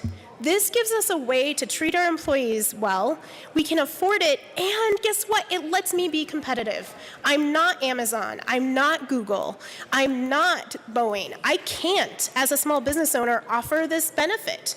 But this is a way that allows me to be a good, responsible business owner and care about my people. We had a lot of businesses, several business coalitions on board, so there is division within the business community. And in California and Rhode Island, where this has been implemented, and they surveyed businesses, most of them said it either helped or had no impact. So I urge a yes vote. Is there any further discussion on House Bill 1001?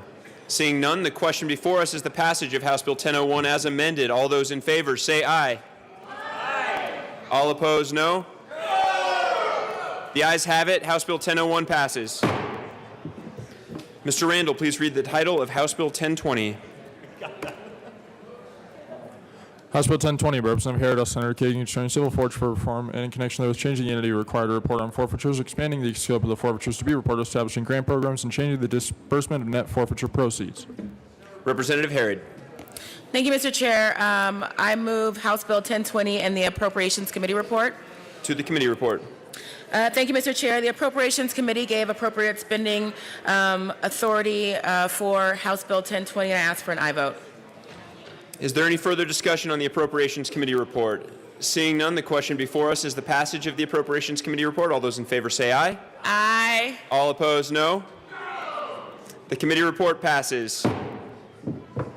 Representative Harrod. Thank you, Mr. Chair. I move the Finance Committee report. To the committee report. Thank you. The Finance Committee caught some errors that the Judiciary Committee did not, and changed the word agency to entities. I ask for an aye vote.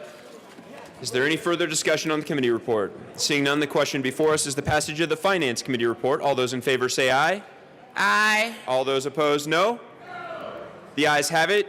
The Finance Committee report passes. Representative Harrod. Thank you, Mr. Chair. I move the Judiciary Committee report. To the committee report.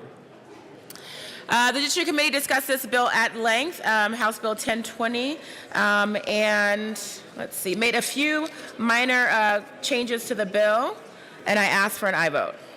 Is there any further discussion on the committee report? Seeing none, the question before us is the passage of the Judiciary Committee report. All those in favor say aye. All opposed, no. The committee report passes. To the bill. Thank you, Mr. Chair. Members, you might remember our discussions last year on House Bill 1313 concerning civil asset forfeiture. Quite frankly, last year, with my colleague, Representative Humphrey, and I, along with members in the Senate, were able to pass sweeping reforms to asset forfeiture across the across the state. We are now leading the nation, I believe, in best practices when it comes to asset forfeiture reform in Colorado statewide. I'm very proud of that work. And after we were able to pass that bill, we were asked by the governor to convene a task force to study asset forfeiture further. We met with members of the Department of Public Safety, the Sheriff's Department, the Police Department, CML, CCI, and others, ACLU and the Drug Policy Task Force, to talk about asset forfeiture in this country or in this state and what we can do to move forward. We came up with House Bill 1020. House Bill 1020 does a few things. It defines what a seizing agency is and redefines that to a reporting agency. What we wanted to ensure was that it was very clear that all local and state law enforcement entities must report to the state when they seize and then forfeit people's assets. That was hugely important. So you can't just not report and say you didn't do it. You actually have to click through that you reported. The other piece that we did was we included local public nuisance ordinances within the framework of 1313. So you also have to report when you are using local public nuisance ordinances to forfeit property. This was a problem that came up after the passage of 1313, and it's something that we wanted to make sure was definitely included. Those were, I think, the easy parts. The tougher parts came in the next two provisions. One will create a fund a make whole fund. And One for moment, Representative those of, Harrod. Members, it's getting pretty noisy again. Please quiet down a bit. Sorry, Representative Harrod, please continue. Thank you. Members, I think this is important, especially for those who are in smaller localities and rural areas. So the Make Whole Fund will actually provide additional gap funding for law enforcement agencies that have lost money due to the passage of House Bill 1313. This fund was included in the governor's budget, will not come from our set-aside, but it's something that local law enforcement very much asked that we consider as they figure out how to move forward under this new framework that we put them under. The other thing that we did was we created a community-based law enforcement fund. Because we now will be seeing a lot more resources come to the state, because local law enforcement agencies now will have to go through the state process, which means in order to seize and forfeit someone's property and then go ahead and sell that for the benefit of the law enforcement agency, that they actually have to convict you of a crime. There actually has to be charges brought. I think that's very, very important. So more money will come to the state. What do we want to do with that money? We changed the allocation so that 50% will go to local law enforcement. We didn't change that. 25% will go to our behavioral health organizations, those who provide programs like detox in our local communities. And another 25% will go to a fund that will be managed in partnership with local community members, local law enforcement, and state entities who can direct this funding to the appropriate places. And that is what this bill does. I'm glad of the partnership that we had over the interim, and I look forward to having your support. I ask for an aye vote on House Bill 1020. Mr. Minority Leader Neville. Thank you, Mr. Chair. Members, I urge a no vote on this bill. If you look at what we did last year, that was some great legislation. And now here we are saying a year later that we need to replace lost revenues. Well, to be quite honest with you, if we had agencies out there making revenue based on incorrect procedures for civil asset forfeiture without due process, they shouldn't have had the revenue in the first place. And so we don't need to come back here and create a separate fund to backfill something that was inappropriate behavior in the first place. So for those reasons, I do think there might be a couple of good aspects in this bill, but the big provisions that creating a new fund to backfill bad behavior, I think, is a bad idea, and I urge a no vote. Is there any further discussion on the bill? Seeing none, the question before us is that passage of House Bill 1020 as amended. All those in favor say aye. Aye. All opposed, no. The ayes have it. The bill passes. Mr. Randall, please read the title of House Bill 1070. Mr. Assistant Majority Leader Garnett. Thank you, Mr. Chair. I move to lay over House Bill 1070 till the end of the second reading calendar. Seeing no objection, the bill will be laid over as requested by the Assistant Majority Leader. Mr. Randall, please read the title of House Bill 1114. House Bill 1114, Representatives Janal and Buckner, all senators talk concerning the regulation of genetic counselors. Representative Janal. Thank you, Mr. Speaker, or Mr. Chair. I move House Bill 1114 and the appropriations report. To the committee report.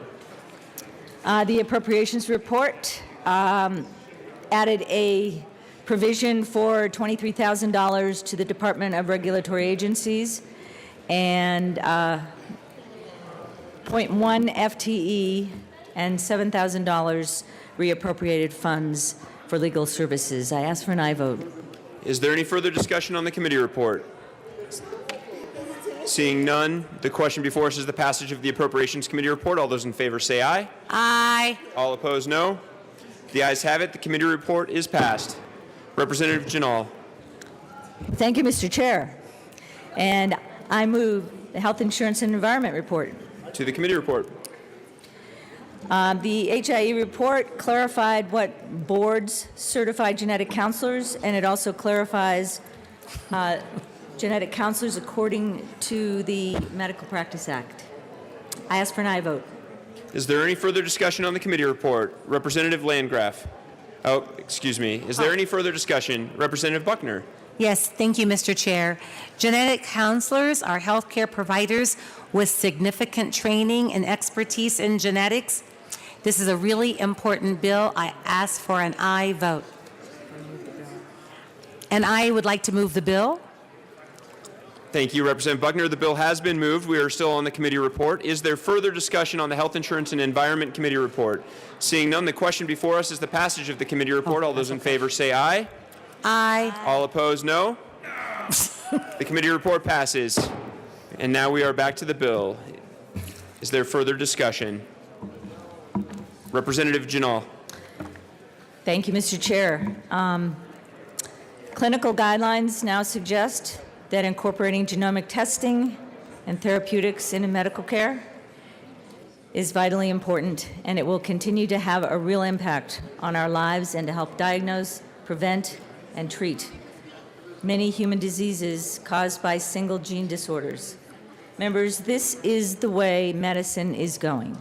We need professional genetic counselors who are trained appropriately, up to date with educational requirements in this ever-changing field. I ask for an aye vote. Representative Buckner. Thank you, Mr. Chair. Genetic counseling offers several benefits to patients. Finding a disease-causing gene change can confirm a diagnosis when clinical diagnoses are not made with certainty. Treatment and prevention can be tailored to the risk conferred by specific genes and mutations. Identifying mutations in a family can help that family learn if they are carrying that same disease-causing mutation. Genetic counselors provide care that demonstrates both increased quality and cost-effectiveness. I am asking for an aye vote for this bill. Representative Landgraf.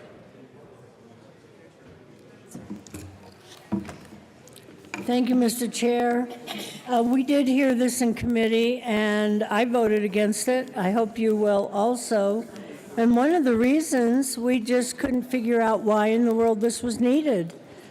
Genetic counselors do play an important role, but they've been doing that for some time without a license. There didn't seem to be any reason to add one. And I'm looking at this, and it says, a genetic counselor who graduated from a Colorado genetic counseling training program has at least 15 years of experience. 15 years of experience. That's a lot of experience to get a license. Is there any further? Representative Ransom. Thank you, Mr. Chair. And actually, I want to thank the sponsors. This bill was fascinating. We spent quite a long time in committee learning all about genomes and genetic work when women are pregnant and having a baby and if there's issues with it. We learned a lot about the genetic testing. We got this wonderful chart that I'm more than happy to let people come to my desk and look at. It shows all the different genomes that they've mapped, and we learned so much about it. But like Representative Landgraf was just saying, we did hear testimony from people that requested that we not add this layer of licensing. While I do want people to be trained, while I do want people to understand and talk about the genetics to people that are asking the questions, there are also issues where the board certifies people, and a lot of times they might not have the level of the license to get to the license, but they still are board certified. And I know we had at least one person come in that her child had been born with a cleft, and she said that the doctor that delivered the baby and that they did some blood work, that was what she needed to learn, and that the OB was actually competent to give her the information that she needed. And to require this additional layer of licensing, we just thought was going above and beyond what what is really needed for every single doctor. For people that have maybe complicated issues that want to go to someone with 15 years experience, I would encourage them to do that. But again, to require it of everybody was something that we just couldn't get to that level. Although, as I mentioned, it really was an interesting, very intriguing bill to learn about. And again, I do want to thank the sponsors for teaching me a lot about genetics and genomes and how things are determined with blood work and the various ways that doctors have of determining all kinds of genetics. So thank you. Oh, but I do urge a no vote on the bill. Representative Landgraf.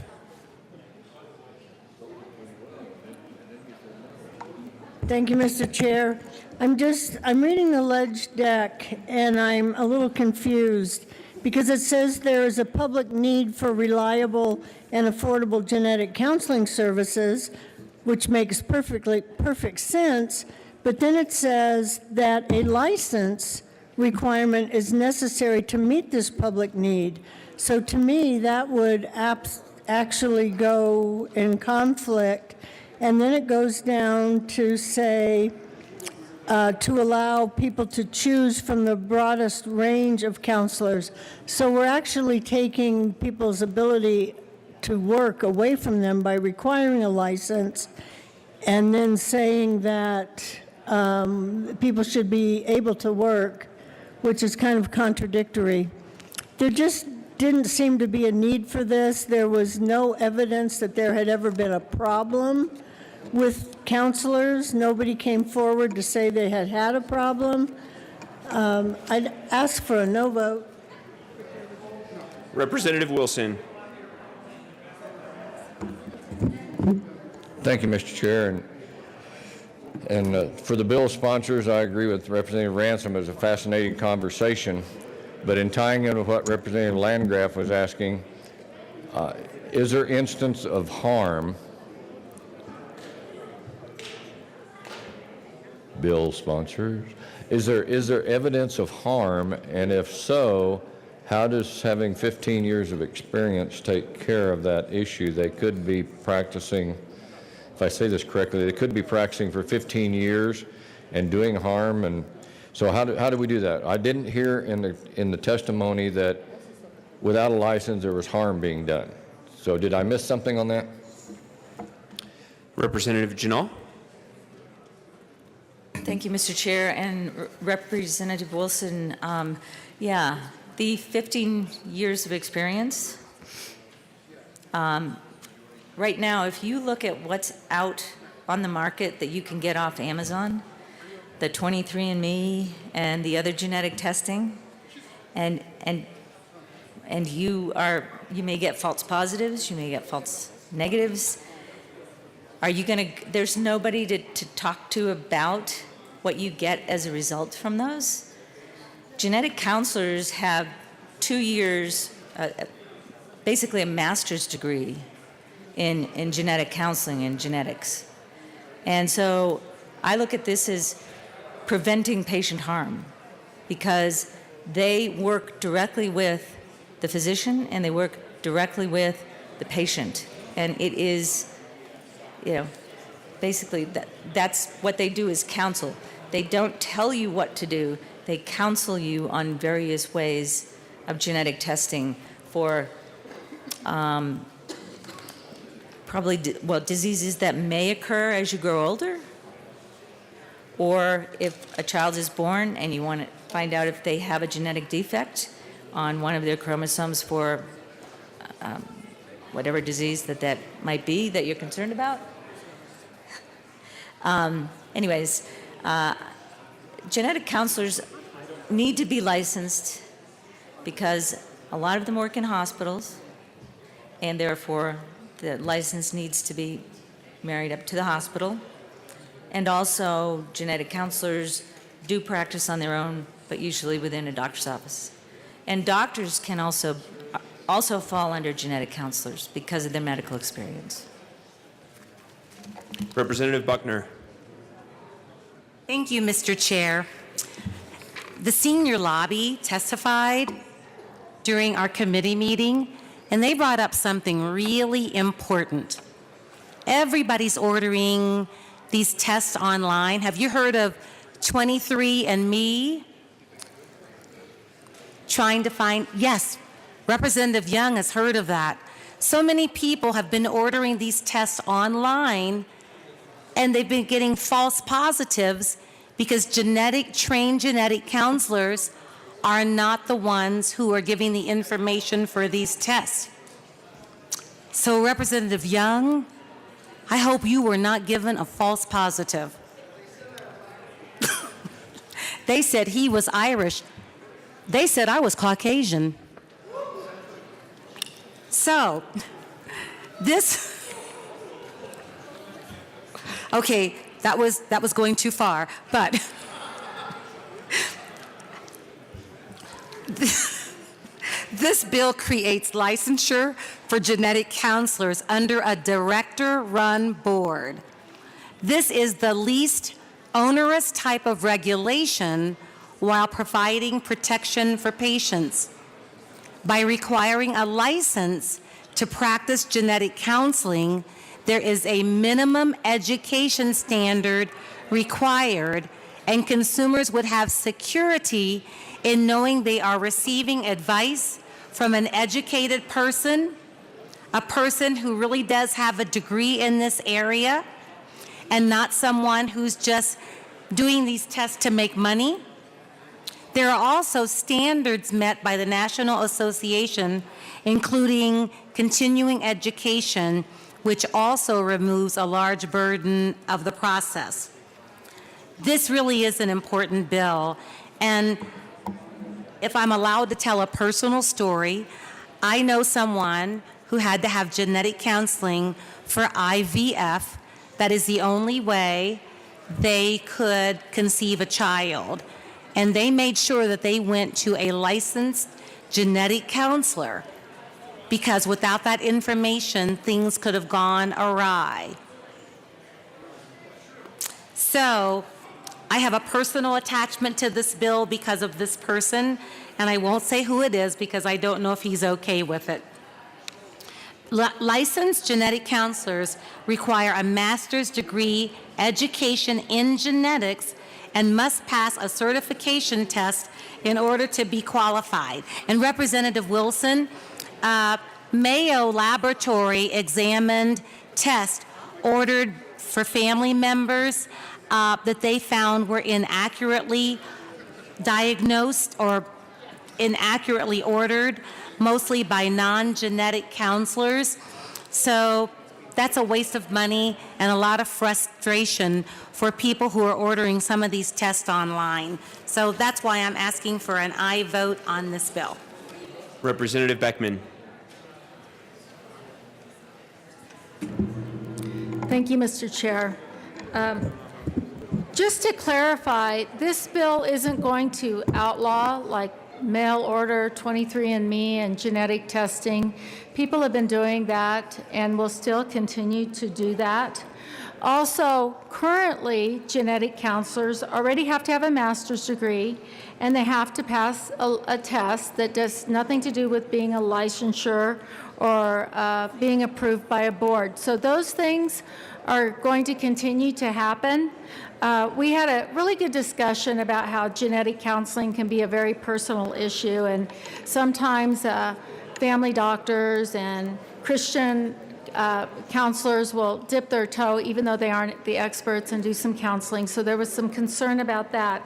But the real concern I have with the bill is how aggressive it is on the timeline. This bill enacts Genetic Counselor Licensure Act. On or after June 1st, 2019, a person cannot practice genetic counseling without being licensed by the Director of the Division of Professions and Occupations in the Department of Regulatory Agencies. That's a pretty fast track. I don't really support them moving into the licensure. I think it's an overreach, and I don't think it's needed. But this is a very fast track for those that are out there. And I really do think that it will narrow opportunities for people to get genetic counseling. I would ask for a no vote. Is there any further discussion? Mr. Minority Leader Neville. Thank you, Mr. Chair. Thank you, members. Members, this bill is concerning the regulation I think right there is enough to say that we should vote no on this bill. But I do want to point out, too, that the legislative declaration also says there's a need for reliable and affordable genetic counseling. Members, regulation never makes anything more affordable. Vote no. Is there any further discussion on House Bill 1114? Representative Janal. Thank you, Mr. Chair, and I just want to ask for an aye vote on this. This is a very important bill, and licensure is important in regards to the practice of genetic counselors. First of all, without licensure, they won't be able to get malpractice coverage. Imagine that you're getting a genetic test and you come up positive for breast cancer, but it really is a false negative. So you've had surgery, but it was negative. You need someone who's going to counsel, not make decisions, but work with a medical doctor, work with the patient, and know what genetic abnormalities they are. Misinterpretation of tests is what I'm very concerned about and what the genetic counselors are concerned about if there is not licensure. So I ask for it and I vote. Is there any further discussion on the bill? Seeing none, the question before us is the passage of House Bill 1114 as amended. All those in favor say aye. Aye. All opposed, no. The ayes have it. The bill passes. Mr. Randall, please read the title of House Bill 1174. House Bill 1174 by Representative Sergeant Gray, House Senator Appeal, continuing on the sunset law of the Morgan and mortgage originators in connection with adopting the legislative recommendations of the Department of Regulatory Agencies contained in the Department's sunset report. Representative Arndt. Thank you very much. I move House Bill 181174 and the committee report. To the committee report, Representative Gray. Thank you, Mr. Chair. In the Business Committee, we did amend one of the recommendations that came out of DORA to reach some consensus among the banking community. There's a board that oversees mortgage loan originators, and we reached an agreement on recommending that the governor add a member of a Colorado-based business as part of that board, and I would ask for an aye vote. Is there any further discussion on the committee report? Seeing none, the question before us is the passage of the Business Affairs and Labor Committee report. All those in favor say aye. Aye. All opposed, no. The aye has it. The committee report passes. To the bill. Thank you very much, Mr. Chair. Representative Arndt. Oh, thank you very much, Mr. Chair. So, House Bill 1174 is the sunset for the board of the mortgage loan originators, and we urge an aye vote. Is there any further discussion on the bill? Seeing none, the question, Mr. Minority Leader Neville. Thank you, Mr. Chair. Members, this actually isn't all that onerous, but again, it's still onerous because it's a continuation of a regulation, so I urge a no vote. Representative Gray. Thank you, Mr. Chair. I will note that the folks who are regulated by this very much want this board to remain in place. The mortgage loan originators of now all sizes are very much in favor of this. They have asked us for this and would be much more concerned if we did not do this than if we did. I'd ask for an aye vote. Is there any further discussion on the bill? Seeing none, the question before us is the passage of House Bill 1174 as amended. All those in favor say aye. Aye. All opposed, no. The ayes have it. House Bill 1174 passes. Mr. Randall, please read the title of House Bill 1241. House Bill 1241, Representative Arnott, Senator Quorum, concerning allowing reimbursement for expenses for members of the Restorative Justice Coordinating Council. Representative Arndt. Thank you very much, Mr. Chair. I move House Bill 1241. There is no committee report. To the bill. Thank you very much. Members, this is a good bill for Colorado. All we're doing, if you want to look at the packet of agencies, boards, like the Colorado Coroner Standards and Training Board, State Ag Commission, I could go on and on, the Boxing Commission, all these boards and commissions get reimbursed for mileage so that they can come and attend the meetings.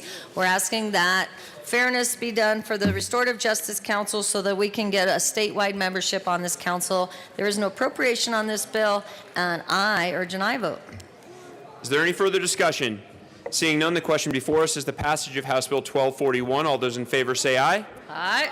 All opposed, no. The ayes have it. House Bill 1241 passes. Madam Majority Leader Becker. Thank you, Mr. Chair. I move to lay over House Bill 1258. Until when, Madam Majority I'm Leader? sorry, until Monday, April 9th. Seeing no objection, House Bill 1258 will be laid over as requested by the Majority Leader. I told these guys they could go. Madam Majority Leader. Thank you, Mr. Chair. I move to proceed out of order for the consideration of House Bill 1070. Mr. Randall, seeing no objection, we will proceed out of order to House Bill 1070. Mr. Randall, please read the title of the House Bill 1070. House Bill 1070 by Representatives Young and Wist, all Senators Scott and Zenzinger. Concerning increasing the amount of financial assistance that can be provided for public school capital construction and the building excellence goals today, acting contextually with increasing the amount of total retail marijuana excess tax revenue that's credited to the public school capital construction assistance fund and increasing the maximum total amount of annual lease payments authorized for lease purchase agreements under the Act. Representative Young. Thank you, Mr. Chair. I move House Bill 1070 and the committee report from Appropriations. To the committee report. Thank you, Mr. Chair. The committee report simply is an addition of cash funds through an appropriations clause. I ask for your aye vote. Is there any further discussion on the committee report? Seeing none, the question before us is the adoption of the appropriations. Just a minute, yeah. Okay. You can go. Seeing none, the question before us is the adoption of the committee report from the Committee on Appropriations. All those in favor say aye. Aye. All opposed, no. No. The ayes have it, and the committee report passes. To the bill.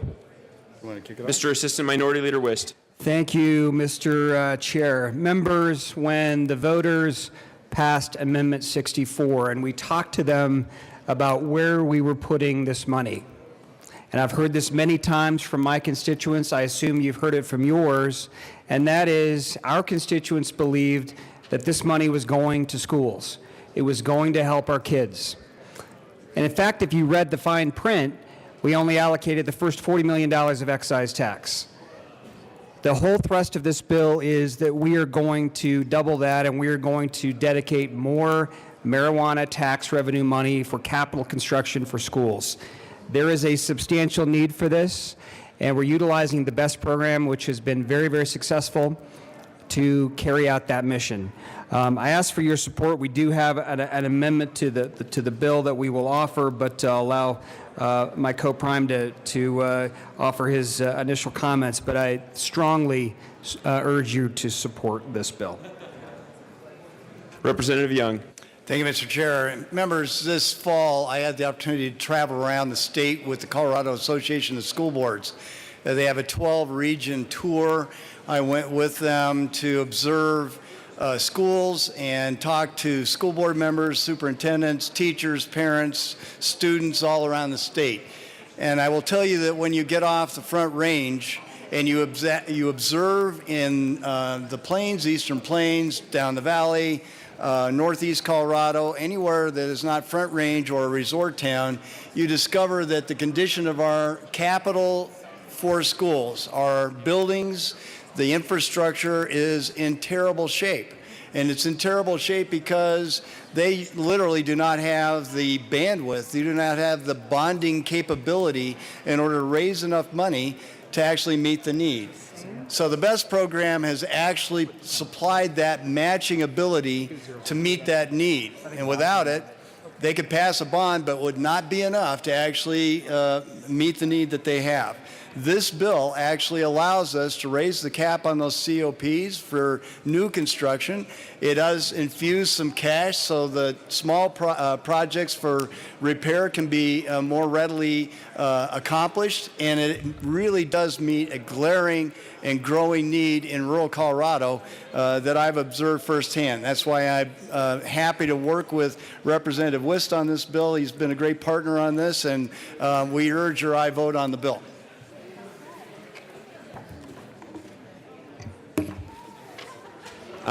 Members, I just want to make sure I was just handed an amendment. Was the amendment moved and I missed it? Okay. So, Representative Rankin. Thank you, Mr. Chair. I move Amendment 003 and ask that it be displayed. And there we have it. The amendment is moved and properly displayed. Representative Rankin. Well, thank you, Mr. Chairman. I am totally in support of this bill.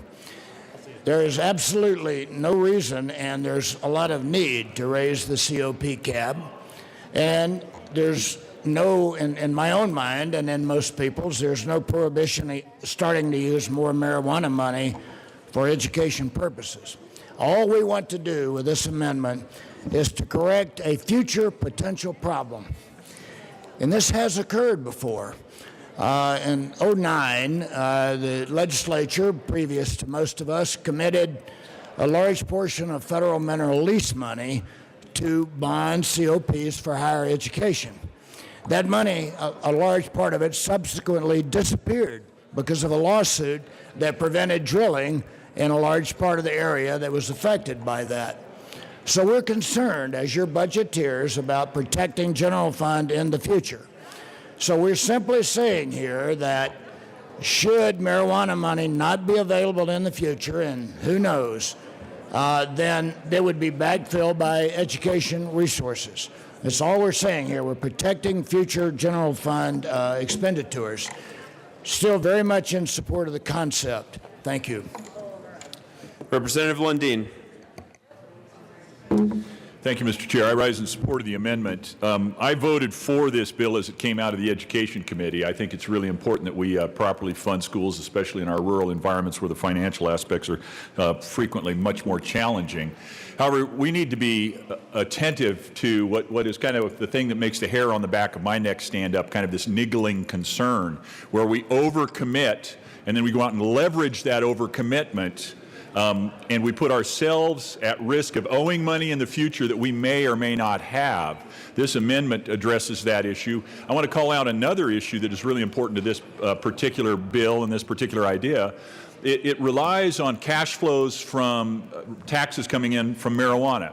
And you've heard me argue from this well before that, in fact, we need to honor what the taxpayers were told, and that is they were told the tax money coming off of marijuana would go towards education. This bill does that, and that's appropriate. However, we also need to be aware of the fact that the cash flows of tax money coming in off marijuana are not fully predictable. As more and more states legalize, the excess revenues that we may have been receiving may decline. And so that niggling concern, that hair on the back of my neck concern, that we are over leveraging ourselves, that we are committing today's dollars against more dollars owed into the future, I think that's something we need to be attentive to. This amendment does not solve that problem, but at least gives clear attention to that problem. So I rise in support of this amendment. Representative Kraft-Tharp. Thank you, Mr. Chair. So, members, I'm rising in support of this amendment. I voted no on this bill in appropriations, and this amendment brings me to a yes. I am a strong supporter of the BEST programs. Think that it's some of the best things that we've done here in our state in being able to support our schools. But we can't make obligations that may possibly jeopardize our general fund. And that's my concern about this basic bill. But thank you so much to Representative Hamner, Representative Rakin, who were able to work this out to be able to solve this dilemma, and it brings me to a yes. So I ask for your support on this. Representative Leonard. Thank you, Mr. Chair. I appreciate, without being able to repeat everybody, I am in support of this amendment also, and not so much the issue of increasing the cap on the COPs, but the source of the money. Because if we have a fluctuating source from marijuana funds and it runs out, and we've already issued COPs on a fluctuating source, then we're going to jeopardize our general fund. And so being able to pull it from educational funds is critical. I wish this had happened when we did the higher education COPs. We did about $120 million worth of higher education COPs before our time based on federal mineral lease revenue.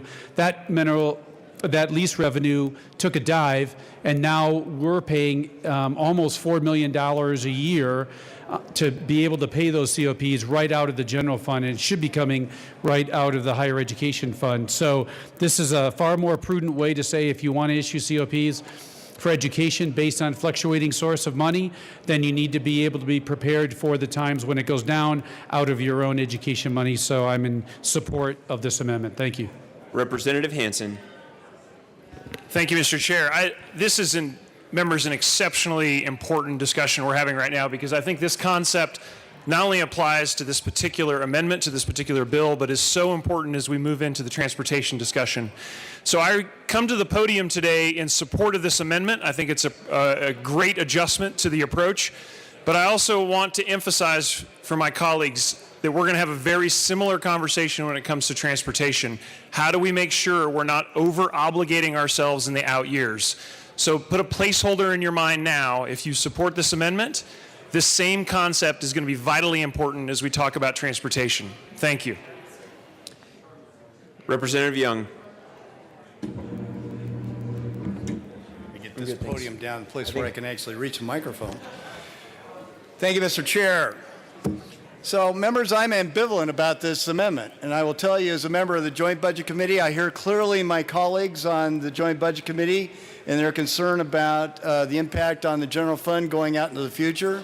But I will tell you that the BEST program has proceeds coming in not just from marijuana, but from land board money as well. And we have also the land board with the BEST board with a $340 million reserve.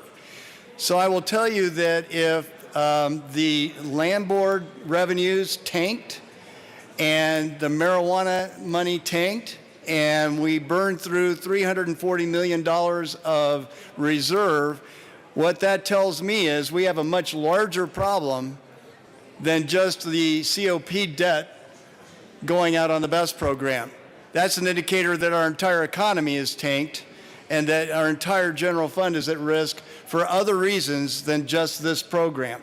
And that's why I'm ambivalent. I'm not sure we're ever going to hit this point as far as the BEST program is concerned. And if we are hitting at this point, it means we've got much larger problems. I don't foresee us getting into that kind of situation. We went through a decade where we had 2 recessions in a row and we still didn't put that kind of risk coming out of the BEST program. If we were not in a crisis situation with our construction in rural Colorado, if we were able to meet health and safety conditions in all of rural Colorado, then I would be a little bit more in favor of saying let's put some guardrails. But we're not even able to meet health and safety concerns in rural Colorado. And to me, that's a bigger crisis than whether or not we're going to run out of marijuana money or we're going to run out of $340 million of reserve or land board money. We have the safety of children out in many parts of our state that are at risk because the buildings in which they are trying to learn are unsafe. And this is an effort to address that crisis. So, as I said, I'm ambivalent. I don't think we're ever going to get to this point. You can vote your conscience on it, but I think it's not as big an issue as it's led out to believe. Representative Wilson. Thank you, Mr. Chair. And I would fall right in line with Representative Young on what he said. This whole issue seems to be in case of and worst case scenario, and if it gets that bad and so on and so forth, which I agree. But colleagues, I want you to understand what the State Education Fund does. The general fund this year, in this year's budget, is obligated to $266.6 million. Because of the state ed fund, the state school fund, only $5.5 million came out of the general fund. So if we don't keep our eye on the state ed fund and that fund that essentially fills Amendment 23 dollars, an obligation that we have every year, then we will find that we'll take a hit in the general fund. So as you look at this, I'm like Representative Young. I don't think it's going to make a nickel's worth of difference one way or the other, because if we get to that point, we're going to have a whole lot more serious problems than whether or not we're funding BEST. So again, as Representative Young said, you vote your conscience on it, but please bear in mind the importance of the state ed fund, the state school fund is what keeps the general fund stable when we have to draw upon dollars for funding Amendment 23, which next year will be more than $266.6 million. Thank you. Is there any further discussion on the amendment? Seeing none, the question before us is the passage of Amendment L3 to House Bill 1070. All those in favor say aye. Aye. All opposed, no. The amendment passes. Is there any further discussion on the bill? Representative Young. Thank you, Mr. Chair. I ask for your aye vote. Thanks, Dave. Thank you. Representative Wist, Mr. Assistant Minority Leader. Thank you, Mr. Chair. Members, thanks for the discussion. This is an incredibly important program. It will help rural schools. It's demonstrated success, and let's continue to invest in it. Ask for an aye vote. Is there any further discussion on the bill? Seeing none, the question before us is the passage of House Bill 1070 as amended. All those in favor say aye. All opposed, no. The ayes have it. House Bill 1070 passes. Madam Majority Leader Becker. Thank you, Mr. Chair. I move that we rise and report. You have heard the motion. Seeing no objection, the committee will rise and report.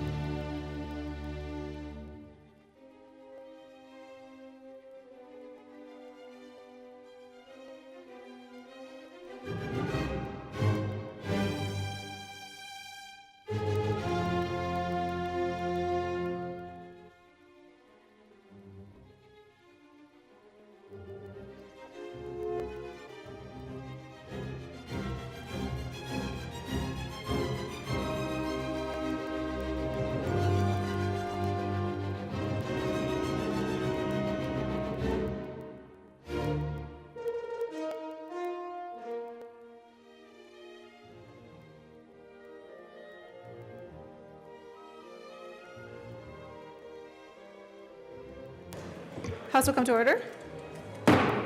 Ms. Randall, please read the report of the Committee of the Whole.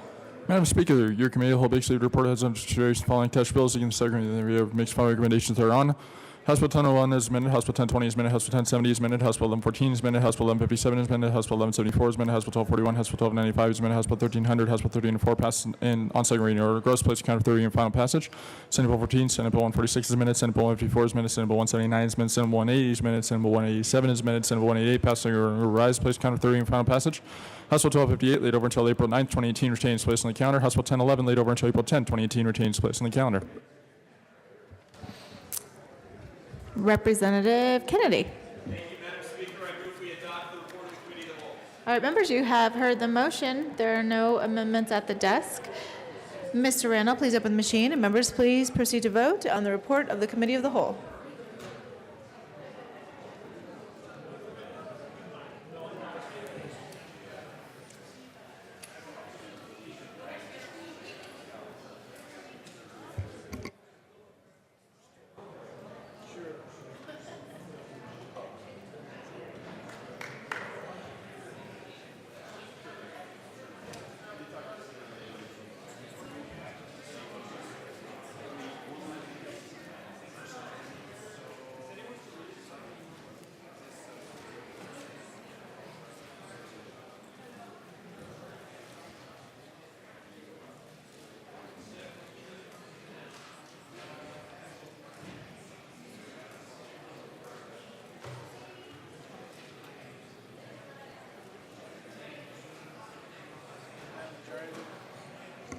Representative Lundeen, Valdez, Willett, and Sandridge, please vote.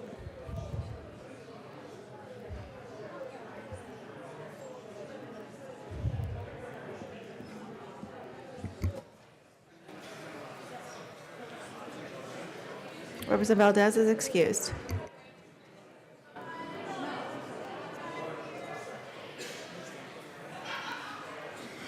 Please close the machine. With 55 yes votes, 4 no votes, and 6 excused, the report of the Committee of the Whole is adopted. Announcements and introductions.